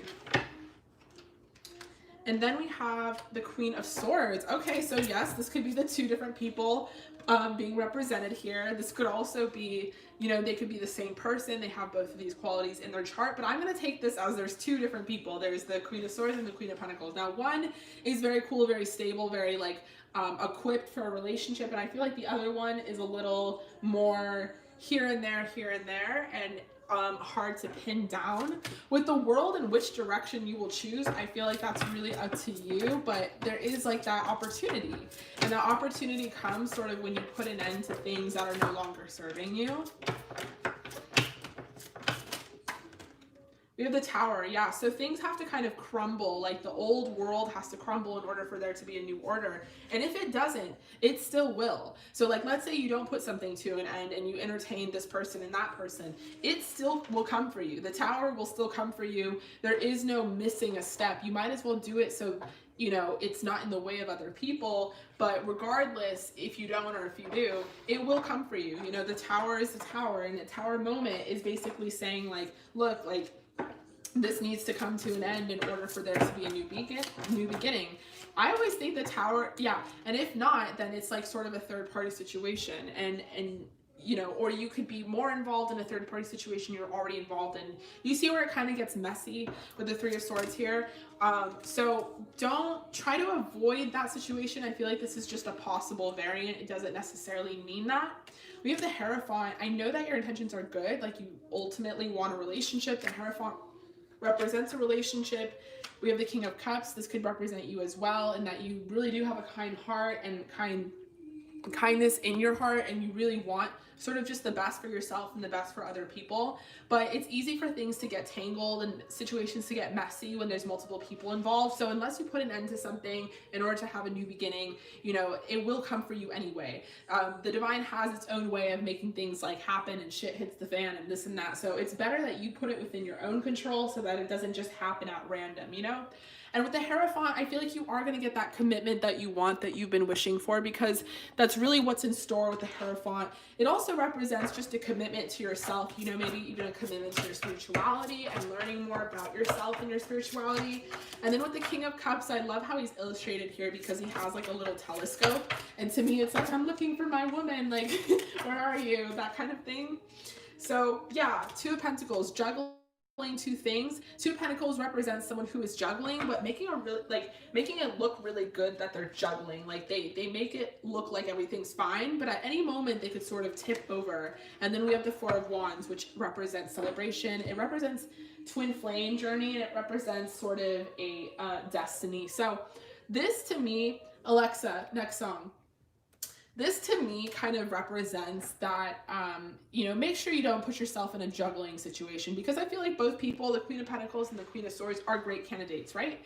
So just kind of like narrow out your options sooner rather than later is basically what they're saying. And ultimately you will be on the right track, because ultimately this is a part of your divine plan, your destined plan, and your destined plan is not going to lead you to something bad. It's going to lead you towards something good, but it's going to take trial and error in order to reveal sort of the hidden messages that the universe is sending you. Okay, so what do your oracle have to say?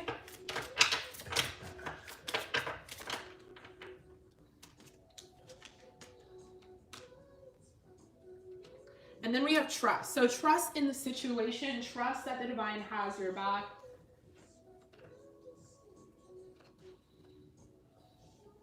The one is at work. I quit on Friday, and she's 3 years older than me. So yeah, that could represent the Queen of Pentacles, because the way that they're being illustrated here is sort of like as older.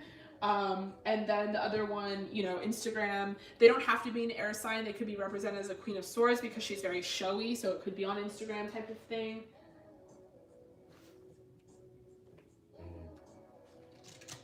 And yeah, I know it's sort of saying that you don't know which way to go, but it's fine. It's almost like it's okay that you don't know which way to go, because the Four of Wands means ultimately you are on your right path. Trust in the situation that it will trust that the situation is calling for you to have faith, but avoiding drama that is putting sort of you in a third party situation, whether you are in that with Emma or whether you are putting other people in that situation. Whatever it is, it's just saying to like get rid of that energy, cleanse that energy somehow. We have let your friends help you, worth waiting for. So divine timing is at work in your love life. So this can also represent, yes, literally like your person is worth waiting for, but it can also represent that love is worth waiting for, that it might not be this person, or this person, that it will come for you because that's what you deserve and that's what you're going to get, but the situation has to unfold naturally. And yeah, we have calling in your soulmate. So I feel like that's really what you want. So if you really want to call in your soulmate, then you have to have that patience, because you don't want to just settle for anyone here and there. You want to find your person, then allow divine to take its time finding that perfect person for you. Because you don't want them to rush and then they make a mistake, Okay. We have, yes. Hello, hi. We have time. You are trying too hard. Give it time. Embrace. Through each other, you find the missing pieces.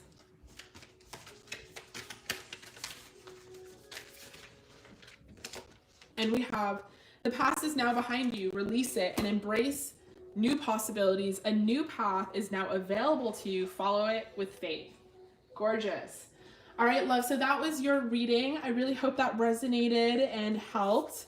Thank you so much for joining my live once again. I really appreciate you. I hope that you stay safe and stay healthy, and I will be moving on to the next person. Sarah, are you with me, girl?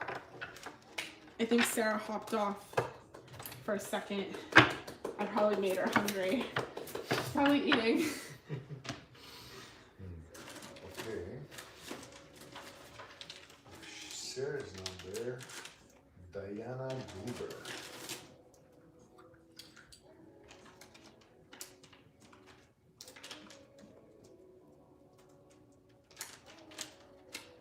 Okay, so Diana, are you with me?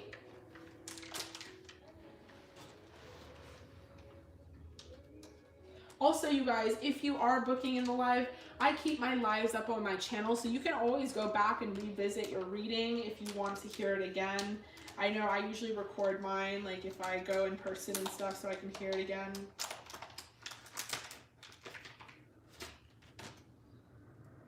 And we will be, Diane Gruber will be moving on to you next. so let me know what your question is. I believe you typed it out already, but it's far up in the chat. So if you could let me know what it is again, I will get to that. Is that a regular deck pull? That is 45, so... Okay, so you got an 18 plus with channeled messages. So let me know what your question is, and then let me know who you want your channeled messages to be from.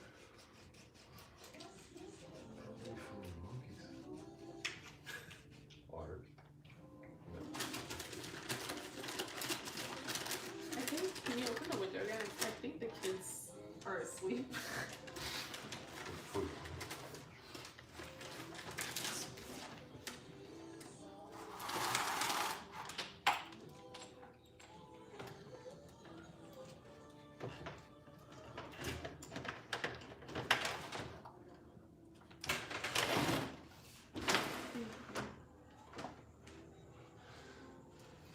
Wow, we have really good windows, because honestly, you just don't know until you open them. It's fine though. Sarah, all right. We'll go All right, guys. So if you plan on hopping off and you know your place in line, try to yeah. Hello, hi. Here's my weed. Try. I was like not trying to get that in the frame. Try to say your question somehow, maybe in the chat. And we'll be moving on to the next Sarah, which is now you, unapologetically Sarah.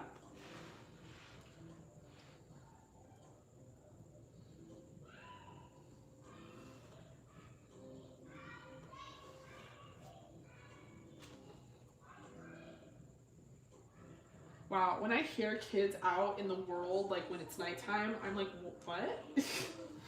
I'm like, what? Like if I was a mom?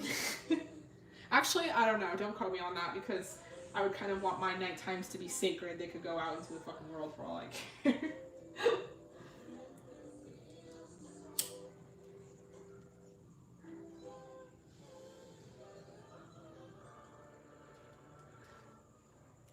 Okay. Sarah, love, if you are here. I don't know if this has ever happened.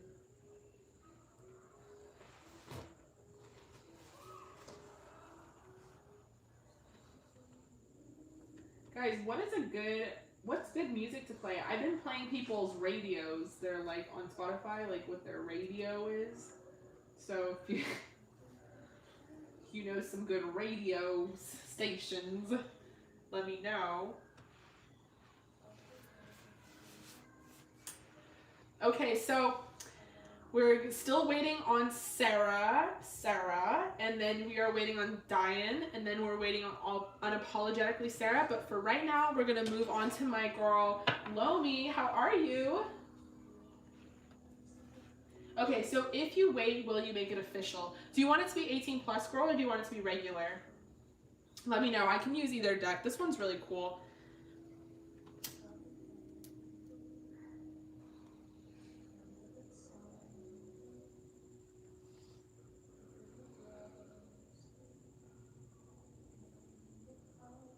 Okay, so let's do 18 plus for you. All right.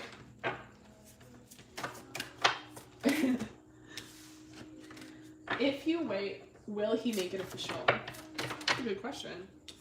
We have the Lovers. Baby, if I wait, will he make it official? We have the Lovers. We have the Chariot. This is very good.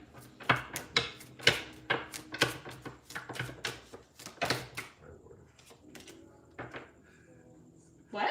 No, just reading the question one more time. You gonna put a ring on it? Baby. We have the Two of Swords. The Magician. The Moon in reverse. I'm sorry if I'm so dramatic when I'm like laying out the cards and you're like, just get on with it. Like sometimes when I'm watching and I'm now stalling again too, and you're probably like, get on with it, but sometimes when I'm watching a reading and they're like, the Lovers, the Chariot, I'm like, bitch, come on. But like, it's so necessary. I don't know how to explain it though. And then the High Priestess.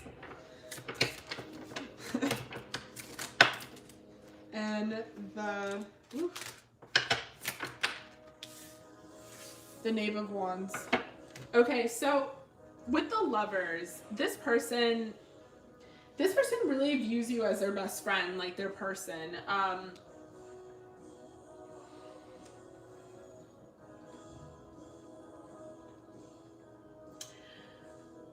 I feel like there's another person somehow involved some way.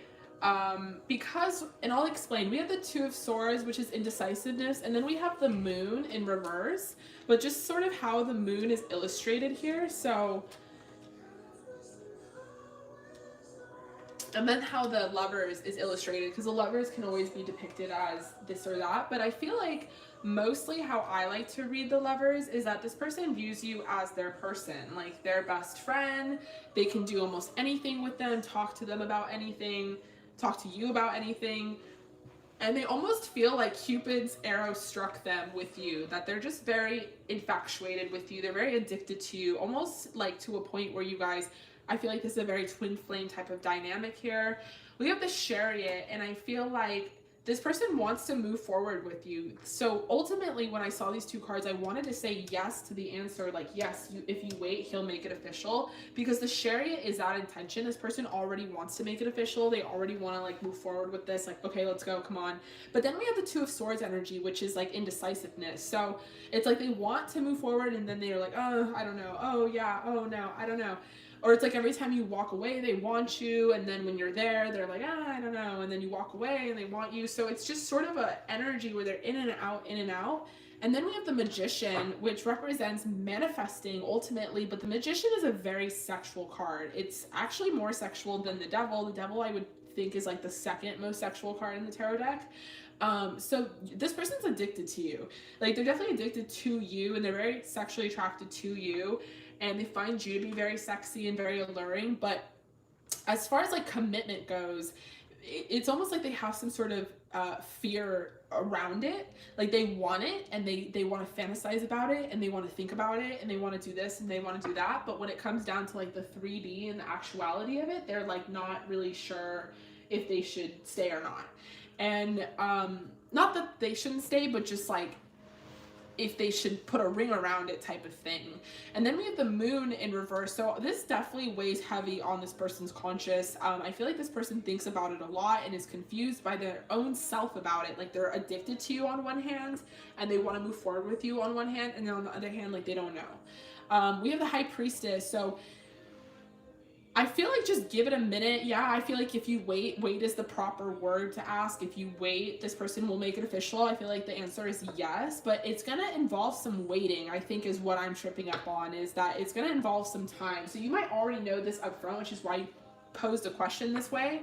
But with the High Priestess, like, this person knows you're it. Like, they know you're the one. They know there's no finding another you, and they're gonna try and act like they can, and they're gonna look here and look there and explore their options. But every single time they come back to the conclusion and the knowing that they're addicted to you, and that they only want you, and that there's no one else that can replace you. So they're just kind of strike me as someone who has sort of an immature, like, ish energy when it comes to commitment. And then with the Knight of Wands, like, they're gonna come towards you and make it official, but they're just taking their sweet time doing it. The Knights take their sweet time. We all know that. Yeah, Queen of Wands, Seven of Pentacles. This person, like, you know, they know that you're it. Like, they're so fucking attracted to you. They love everything about you, your body. You know, it's funny because, like, my parents have been watching my live, so hello, Mom and Dad, if you're watching, but it's time to log off now, if you know what I mean. Okay. So yeah, they're just very into your whole body.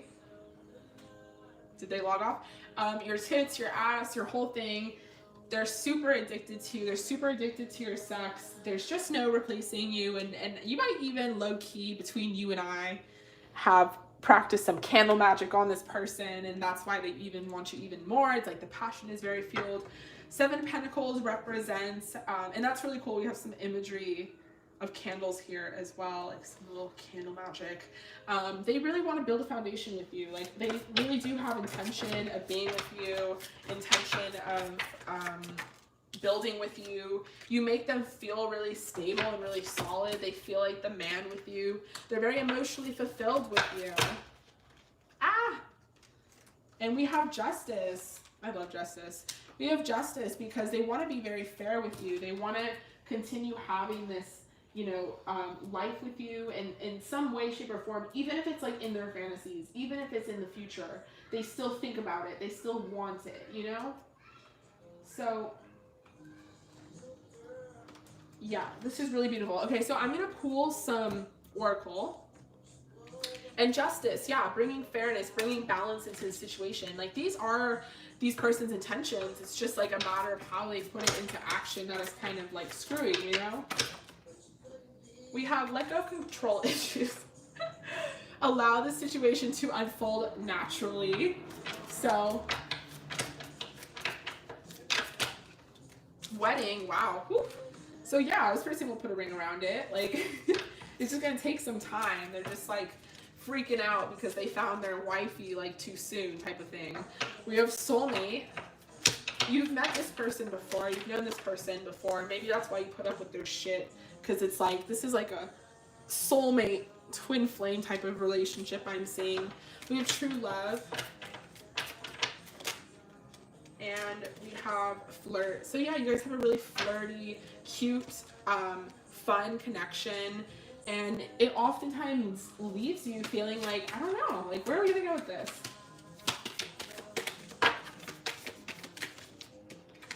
We have balance. So yeah, justice and balance. Love is not always about agreeing just for the sake of it. A great relationship is one that both supports and challenges. We have new beginning. A new adventure awaits. Embrace it and live your dreams passionately. And acceptance is the key to inner peace. At times we must accept things as they are. There's no point trying to change which is beyond your control. Now, because you got me this deck, I'm going to pull one card from this deck for you. You guys, Lomi got this deck for me, and I am offering this thing where if you buy me a deck for my Amazon wish list, which you can find in the description box in pretty much all my videos, I don't have it linked here, I will either give you a private reading, which I will send to you, or you can have a credit for my live.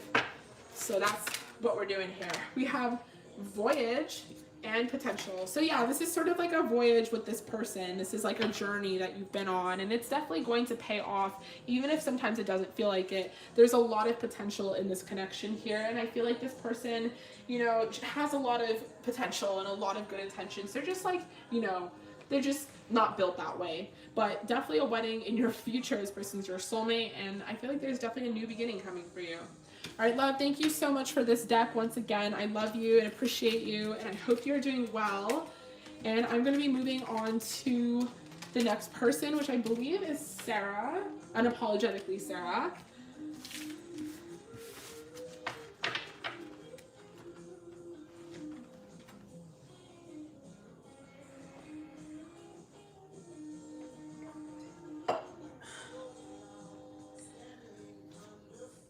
Okay, so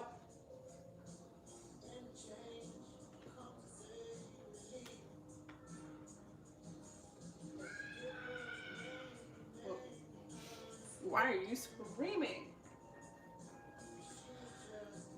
I guess it's still summer. Okay, so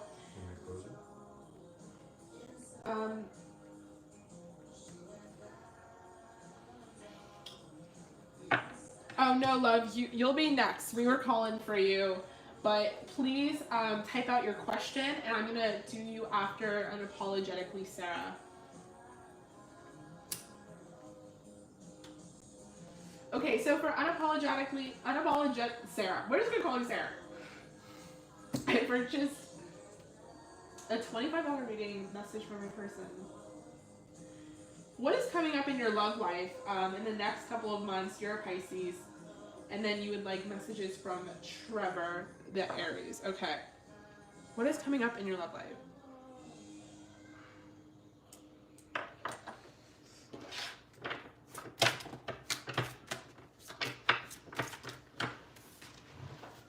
We have the Eight of Wands to start. The Two of Pentacles in reverse.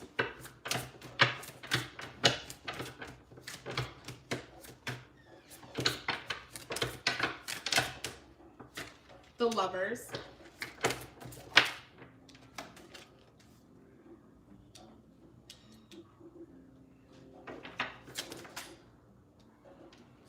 We have the Nine of Cups. The Five of Wands.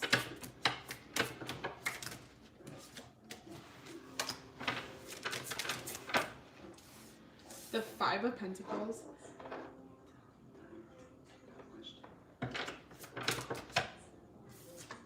And the Five of Cups. Okay, interesting. We have 3 fives here. So what's coming up in your love life? So with the Eight of Wands, I feel like there's a lot of chaos surrounding your love life. Just to be very like, let's get into it. I feel like chaos as in there's lots of opinions surrounding it. So your like literal family could be involved. You could have friends involved in this. This could have to do with like a past relationship. This could have to do with someone else. Trevor, I'm not sure what Trevor's role is to you, if they're an ex or not. But I'm just getting like the energy of lots of people involved in sort of like your like relational affairs and just like an energy surrounding your love life that has people's like opinions involved that just they should not be concerned. And then we have the Two of Pentacles in reverse, which the Two of Pentacles usually represents someone who is juggling something, usually something that, you know, they're doing a good job of juggling 2 different things, but they're just doing a good job at making it look like that. They're not actually doing a good job of juggling those things, and almost at any given point in time, that could like fall over. So we have that in reverse. So I feel like you're moving past an energy of juggling 2 different things. And maybe that has to do with this Eight of Wands, like your family has like opinions about you and your ex and not wanting you together, and you were juggling like them and then actually talking to your ex on one hand, and maybe one of those things stopped. You stopped caring about your family and what they were thinking about that, or you stopped talking to your ex or considering it as an option. Either one, I feel like this Two of Pentacles energy is like now in the past, and we're moving towards the Lovers and the Nine of Cups. And the Lovers and Nine of Cups represents that someone could be coming into your life that's sort of like a twin flame, like true love type of energy, someone that really could be your best friend. This person could really be coming into your love life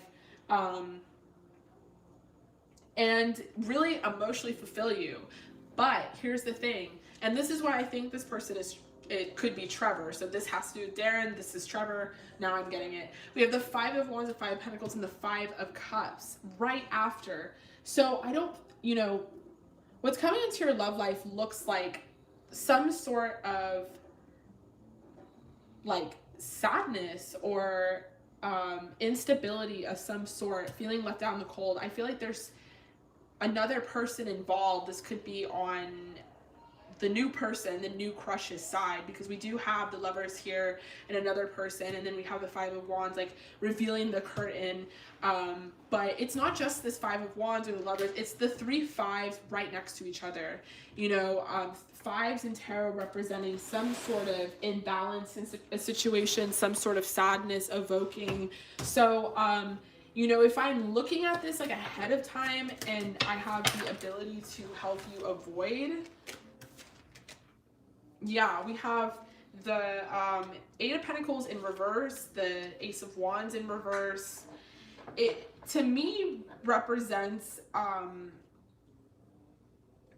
sort of like this person is not worth your time. Like, they're not going to put in work for you. It's not going to amount to like what you thought it would be, maybe, or even like fantasize it to be. We have the Two of Cups, but I don't think it's like the ending to like your love life. You know, I feel like once this like once this like energy fades of this, and hopefully I'm hoping you can avoid this altogether, you know, avoid the Five of Cups, avoid the Five of Pentacles, avoid the Five of Wands. I hope you don't even have to go through that. Once that it like fades or happens, or you avoid it, there is this Two of Cups opportunity, and the Two of Cups is sort of like a relationship or partnership with a person, and it's almost like in the darkness, it's like misery loves company. Like you're gonna meet someone that's kind of going through their own thing, and but it's really cool, and it's gonna like be a relationship ultimately, and maybe even move forward very quickly. And it seems like, yeah, very quick. And then we have the Chariot, which is like affirmations. So it's going to make you stronger, and yeah, it's going to lead to a commitment with the Hierophant. So there's definitely someone else manifesting. There's not much to worry about, but I don't think that, you know, yeah, I don't know if it's this crush that you're speaking of, and I don't think it's an ex. I think it's like a new person aside from all that. So we have honeymoon, yeah, progressing really quickly, like going on that honeymoon stage, or just like being together a lot because you guys are like really into each other. We have unrequited love here.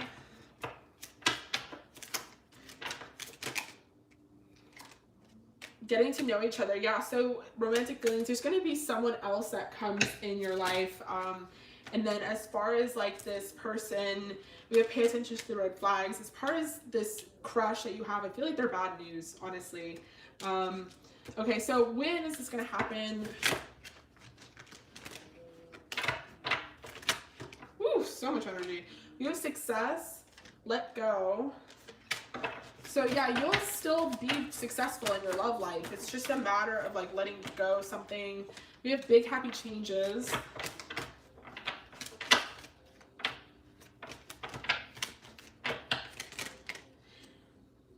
Yeah, I feel like with all the 3 5s, you could get hurt. Yeah, you know, I'm going to be super blunt, because the Five of Pentacles is feeling left out in the cold. Now, in modern times, we wouldn't say, I feel left out in the cold. It would be like you were left on red, or just not informed about something. The Five of Cups represents like spilt milk, but in modern times, you wouldn't be like, the milk is spilt. It would be like some mess happened, or something was revealed and it was just like not worth the cleanup, or it just is not good. And then the Five of Wands represents, you know, third-party situations. It usually represents like some sort of like battle or war, but no one talks like that. So in modern times, it kind of represents just like being compared and or feeling compared. So, you know, let go of the situation, but release it like immediately and forgive it, because it's not worth resentment, and you don't want to have to go through this at all, so that you don't have to do all this healing work and like recover from it. But don't stop what you're doing, because you're amazing, and you're going to find success being amazing the way you are, if you believe. And I feel like new love is coming for you. It's just not the right time at this like very second, but it will manifest for you. Okay, love, and then you got messages from your person. Okay, so thank you. Okay, so which person do you want these channeled messages to be from?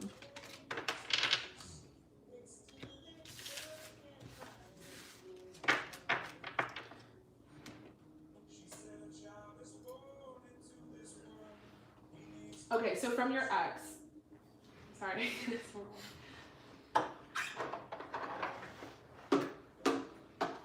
Okay, so recently, yeah, no problem. So do you want it to be from someone else or from Darren? Okay, I'll do it from Darren.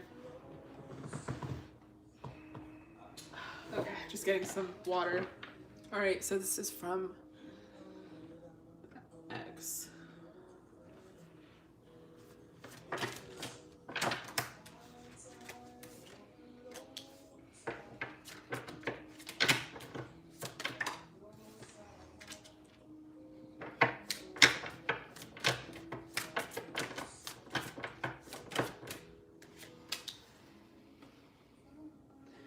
I feel like things are really unhealthy here. I feel like sort of trapped in you and trapped in my addiction to you. I feel like I have to like run away from this or hide from it or let go of it somehow, but it makes me feel very like impulsive, and I think it's because I'm so addicted to you, and because I'm so addicted to you, I just like procrastinate and I don't end it because, you know, on one hand, I feel like there's a lot of damage and sometimes it can be really toxic, but then on the other hand, I feel like there could be a victory and that it could be very victorious. And then on the other hand, there's like too many people involved, and I just feel like so your family hates me and this and that, and I just don't know how to like look at the situation, and it's really hard for me to look at the situation and communicate to you about it because I'm so attracted to you. I'm so attracted to this, and I want to continue this and keep this going, but I just feel like there couldn't be a future or a foundation because we're always running into this same problem, and it's just really hard to keep having this new beginning and rebuilding this foundation. And I just feel like it's gotten to a point where we're not on the right track in our lives and we're not following like our destiny and what we're supposed to do, and it's because we're stuck in this and we need to somehow move on from it so that we can satisfy our needs. But none of that means that I don't think you're amazing and so cool and like intuitive and just you really know like what you're doing in life, and I really don't, and I really feel like I don't, and don't think that it doesn't mean that I don't miss you and all these things, because I do. It's just it's really difficult right now, and I'm not feeling very good about myself, and I feel like there's other people involved, and it's just really messy, and I don't want to continue hurting you and hurting myself and just all of this. But you do make me very happy. I do feel like this is very unhealthy, and I really think that I'll never meet someone like you again. You definitely make me very happy, but I just feel like for right now it needs to come to some sort of ending because I don't know if we'll ever be able to be in a relationship again. All right, love, that was your channel messages from your person.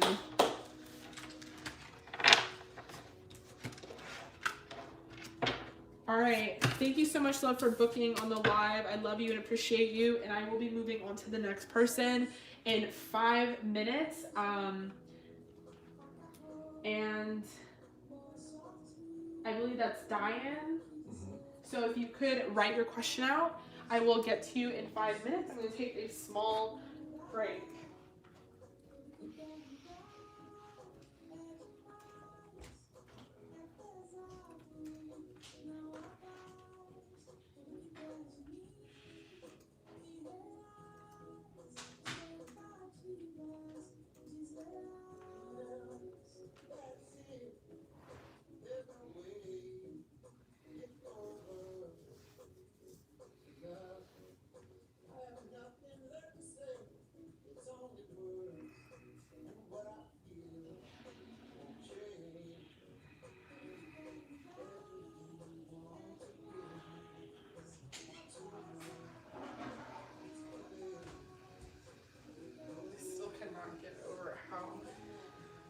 Started off the live like literally the first minute. Oh my God, it's hard to go.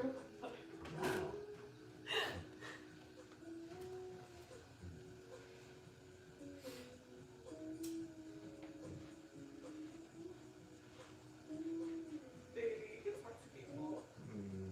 No, you're shy.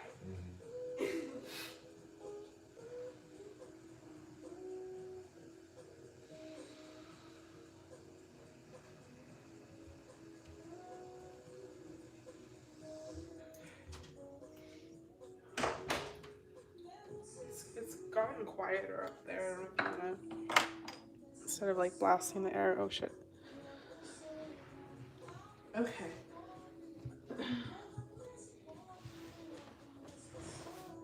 Okay, so sorry about that. It stops when I am on low battery, which is good though, because I need to know We're on 20%, baby. Okay, so wanted to do that kind of stuff anymore. Okay, wait. So I saw this person today after many months of being apart, and it was weird. We have a long history of being sexual with each other, and he told me that now he doesn't want to do that kind of stuff anymore because he knows it hurts me, and he's also confused. I could tell he wasn't comfortable when we hung out. I'm just so confused as to what's going to happen with us next. I just want to know how he feels about me and what I can do to progress this connection. He's an Aquarius and I'm a Capricorn, and you would like a channel message from him. Is 18 plus? $45. Okay. So 18 plus. All right. You Aquariuses. All right. Yeah, girl, you're never gonna know how they feel. They don't tell. Not true. It's so true. I never know what's going on in that head of yours. We have the Fool.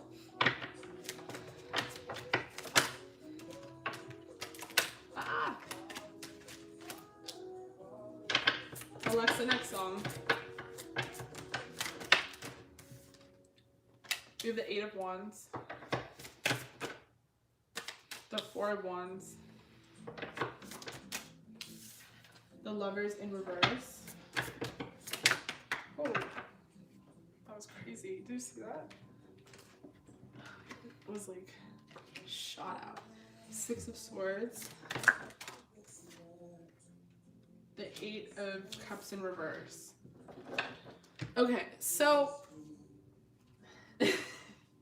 no, Sarah, you didn't. I just happened to look at the chat too. Okay, with the Fool to start, I feel like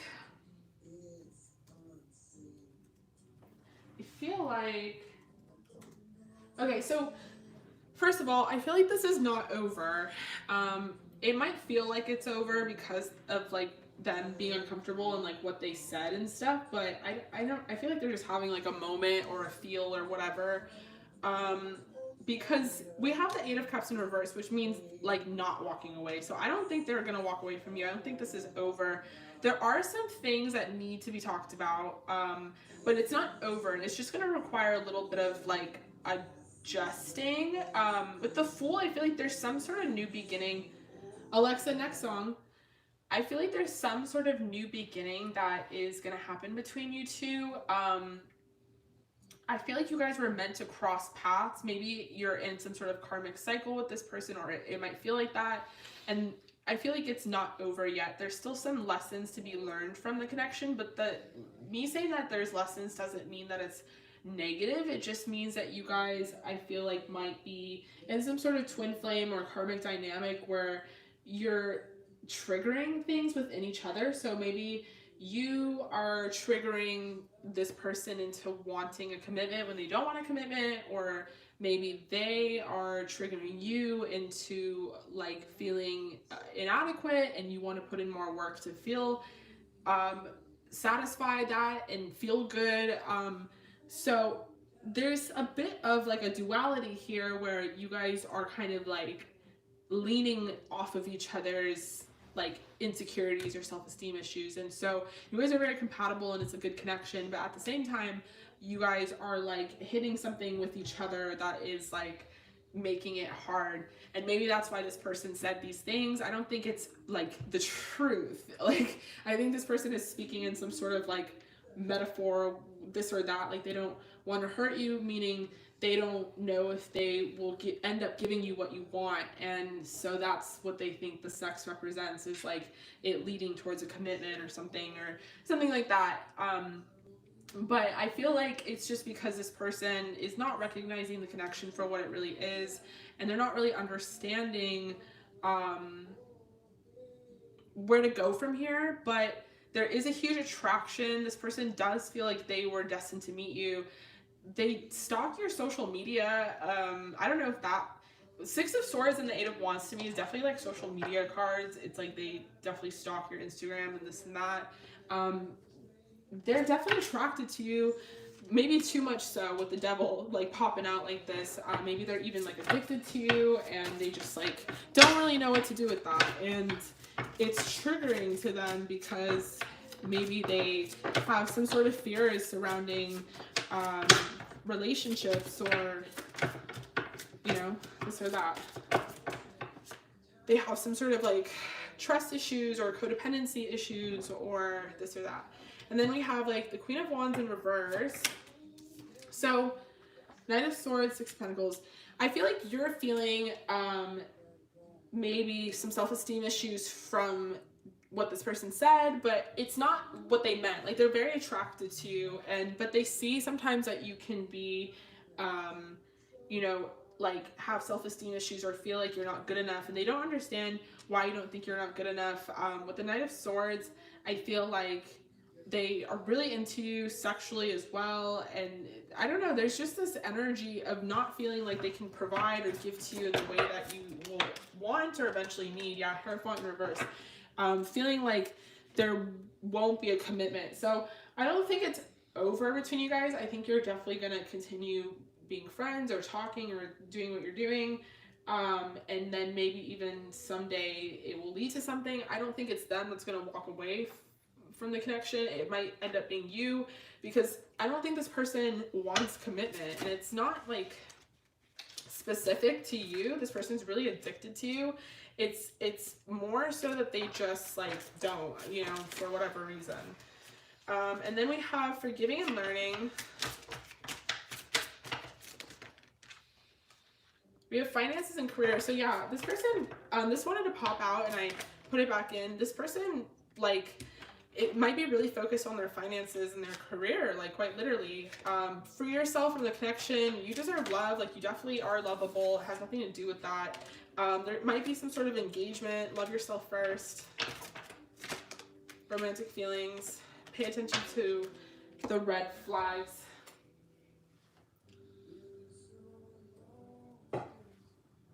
Okay, and let me pull some more oracle. We have Forgiveness.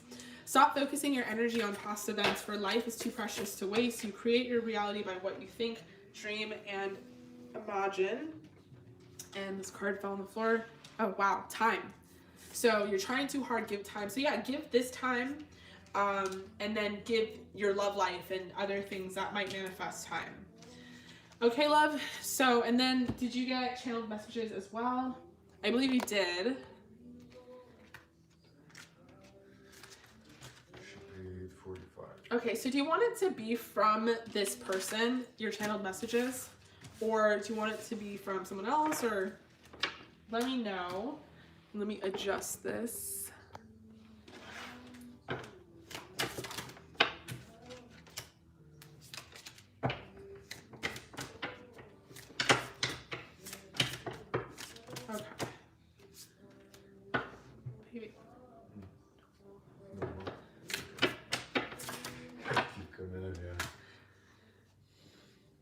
We have, okay, channel list from Jeremy.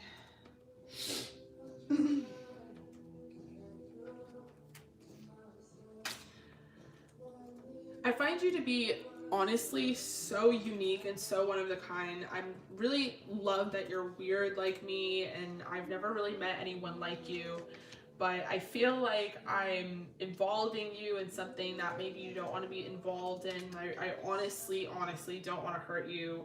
I honestly don't want to disappoint you and make you feel like you're left out in the cold, or make you feel like you're invaluable, because you're not. I'm very attracted to you and I'm very into you, but I just feel like there is probably going to be someone else, or there has been, and I just don't want you to feel like it has anything to do with you, because it really doesn't. I think the world of you.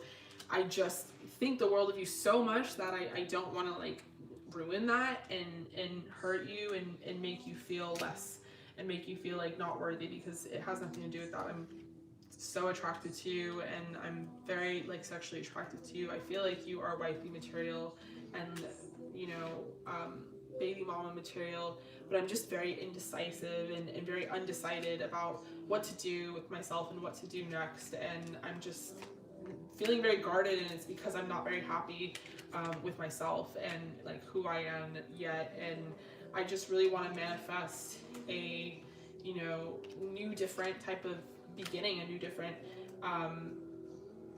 profound stability and commitment, and just be a different person. But I'm not, and so things are the way they are, and I don't feel good about myself, and I can't commit and give you what you want, and I can't make you feel how you want to feel. So it's just sort of a really frustrating, never-ending thing, and I'm just trying to be strong in the meantime and kind of do me and see where that goes. All right, love. So that was your channeled messages from your person. Thank you so much for joining me here over on the live. I love you and appreciate you, and I really hope that resonated. I will be moving on to the next person, which is Sarah? Sarah. Sarah! Hi, Sarah. How are you?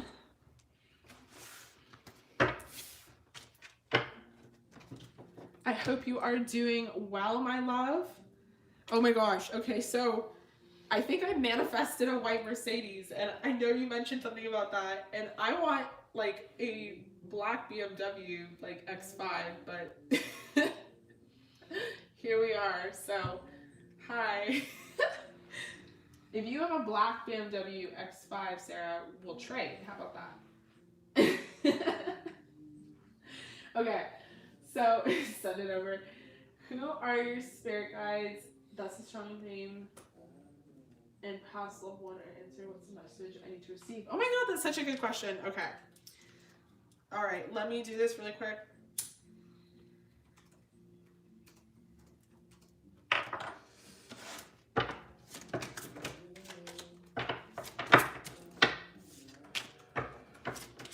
Wow, I don't know if your spirit guides are gonna like that. I'm like smoking. Okay.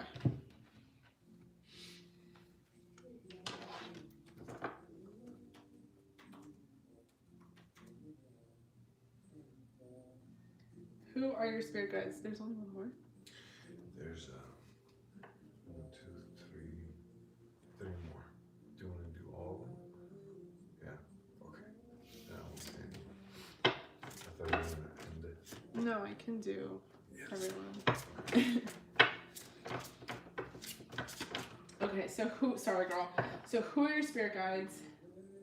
And then what's the strongest name? Do you want to know a name? This is really cool. And then a past loved one or an ancestor, and what's the message you need to receive? Okay, cool. A past loved one or ancestor. Okay, so what's the message? Okay. Who are your spirit guides?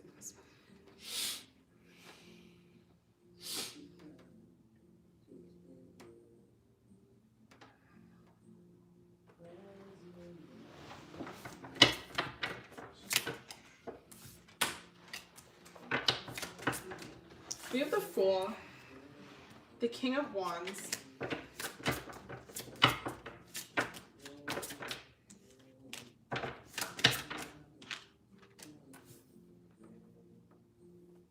the World,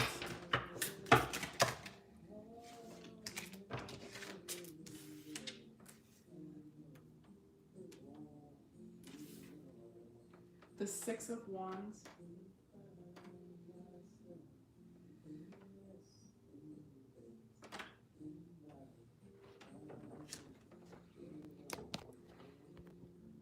okay, sorry, I paused. All right.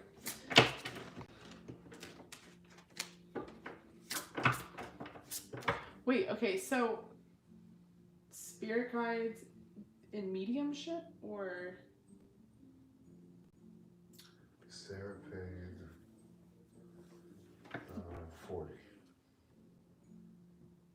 Okay.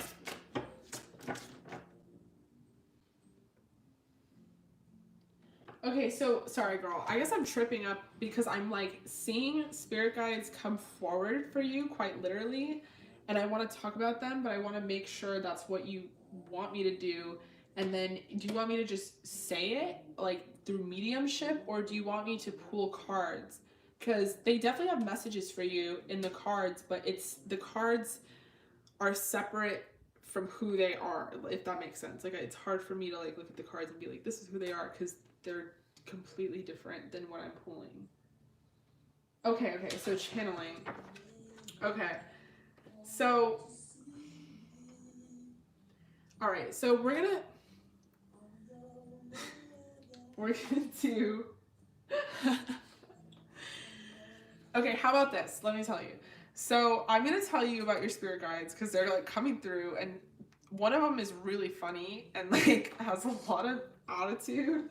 And then I'm gonna pull tarot cards for, you know, what their message for you would be, and I will also like try to channel on top of it. So we'll do it like that. So okay, your spirit guides, I feel like you have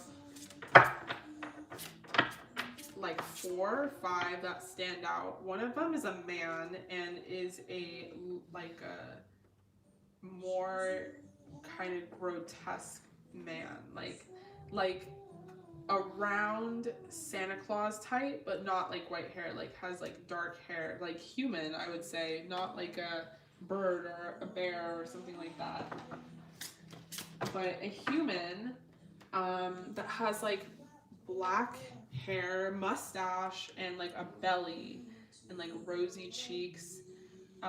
They're very funny and very prevalent here. Oh my gosh. And yeah, and they also have like, they're like, they when I was pulling cards, they were just like, put the fucking cards away. Like, I don't need cards to like they didn't say like that, but they were just like, they were very clear about how they didn't need cards to like talk to you. And yeah, they really, well, this one, you know, wants to say how much they love you and care about you and how proud they are and how they do see the struggle and they appreciate you, like, really what's standing out is working through it and putting your head down and working through it and being very strong and very brave and very put together, very adult like and mature about everything. And yeah, very cool energy. And then you have also coming through a woman who has curlyish hair. It's whiter gray hair, older, a lot older.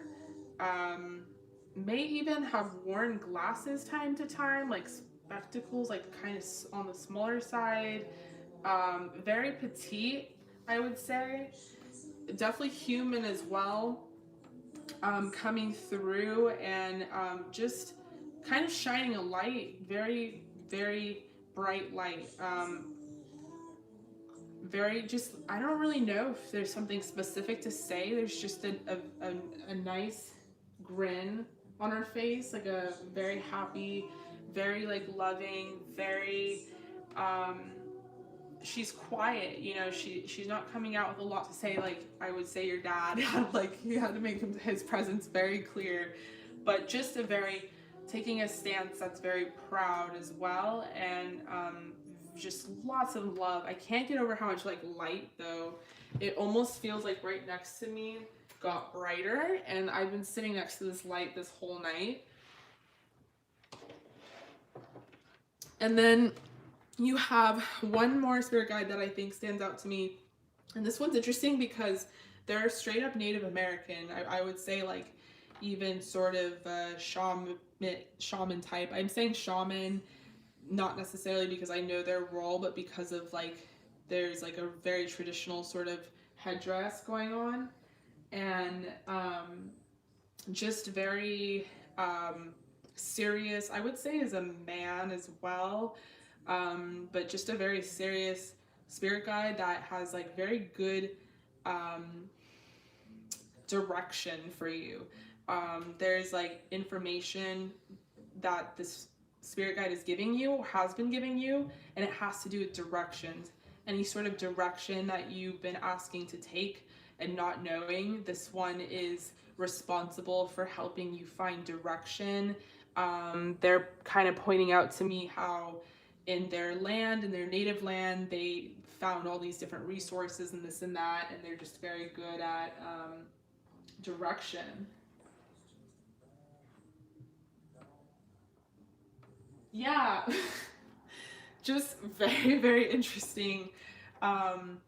Very like serious, cool, brave heart energy, you know, just a true like warrior type, but specifically what they want to be known for is that they are helping guide you. They literally are a spirit guide because they are giving you direction. So, okay, so, woo, what their messages would be for you,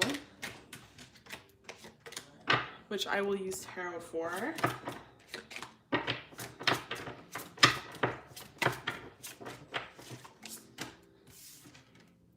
We have the Eight of Swords, the Lovers in reverse. Yeah, I can hear them too. I feel like I hear your dad, I want to say.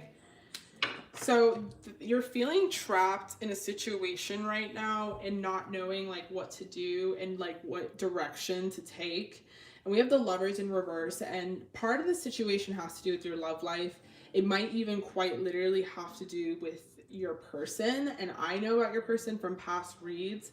But we have the Lovers in reverse, and it's sort of like the what I'm hearing them say is how you thought this person was your true love, and they didn't treat you as such, or they didn't reciprocate, and you put in a lot of work that into a person, like true love work, like work that, you know, almost was not deserving, and they're upset that you're the one that feels trapped, and they feel like you have to put an end to it, or you have to put some sort of death or ending to something in your life that's not serving you, that's bringing about a lot of like not just toxicity, but just not like meeting you in the middle type energy, and like you don't need that shit is basically like what they're saying. And with Judgment, what they want you to know is good things are going to happen. You know, we got this in your last reading, the Ten of Pentacles, and how like you really are going to get everything that you want. And it's not just because you deserve it and you put up with all this and you remain like a fucking angel, but it's also because like, you know, you're just reclaiming what is yours. Like this is your destined path to have the Ten of Pentacles, to have everything that you want. It's not like you need to wish for it. Like this is yours and this is your spot, like, and it's there if you want to take it, and it is going to happen for you, but it's very dependent on something coming to an end that's creating a major blockage from you getting to the other side. And believe me, it's like on the other side, like quite literally. And that's like what they really want you to know. They want you to kind of get away from this energy, Seven of Swords, run away from this mentality of feeling like, ooh, lots of energy. Feeling like that you deserve this somehow, that this was like reflecting on your worth. We have the Ace of Pentacles. I feel like new opportunities are gonna come in for you as well. And this could also have to do with like career and finances. Knight of Pentacles, it might feel like it's moving slowly and you're not sure what direction it's going to take, but I feel like that's progressing really well as well. Okay, so let me pull some oracle for you.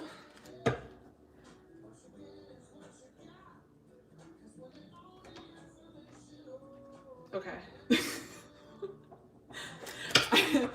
I'm gonna pull from this deck apparently. It's like what I was hearing. Okay, so we have positivity, faith, and optimism. So you open the doorway to positive experiences and opportunities with your positive expectations and energy. Do not allow negative energy or temporary setbacks to interfere with the path that you are on. Keep the faith and keep going. And then we have abundance mindset. If you think your abundance is something that happens in the future, then it will always be one day away from you. See, feel, think, and speak of abundance as something you already have in the present moment, and that is what you will experience. And so that has to do with this Ace of Pentacles, Nine of Pentacles energy I'm picking up on. And then we have courage to ask for and accept help. Asking for help is a sign of strength, as is accepted, as it's offered to you. Very often when you ask God for help, prayers are answered through other people. Be sure to accept this assistance as well as give it to others as you are guided. Ah! That's so gorgeous. Thank you so much, love. Like, these were really gorgeous questions, and it was really, really cool for me to like be able to do that, and just really cool. Like, it was a pleasure.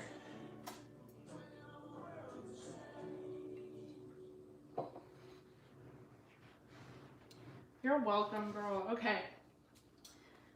So for a personal reading, private reading with me, wait is about 2.5, 3 weeks, I would say. And then, okay. We will be moving on to the next person, which is Lovely K. You're up next. Is it a regular or? She said she had credit. Okay. It's a regular.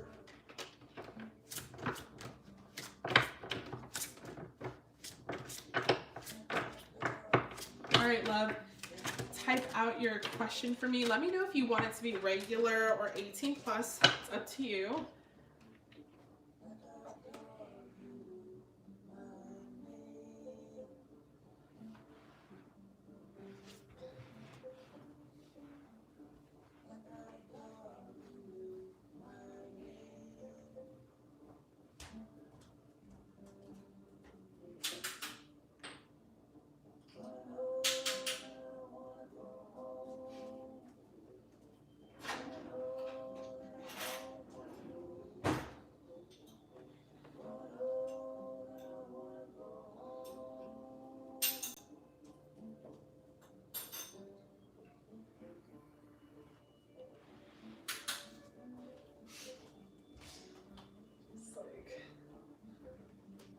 Absolutely. Okay. Question?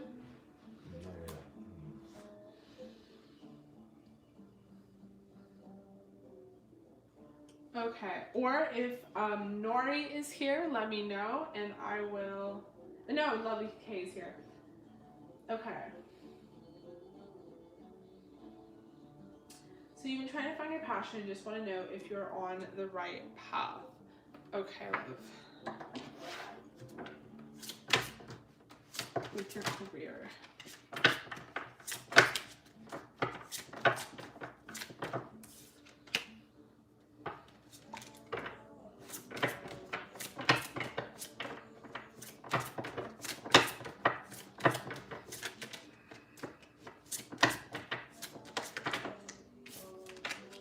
We have the Ace of Cups.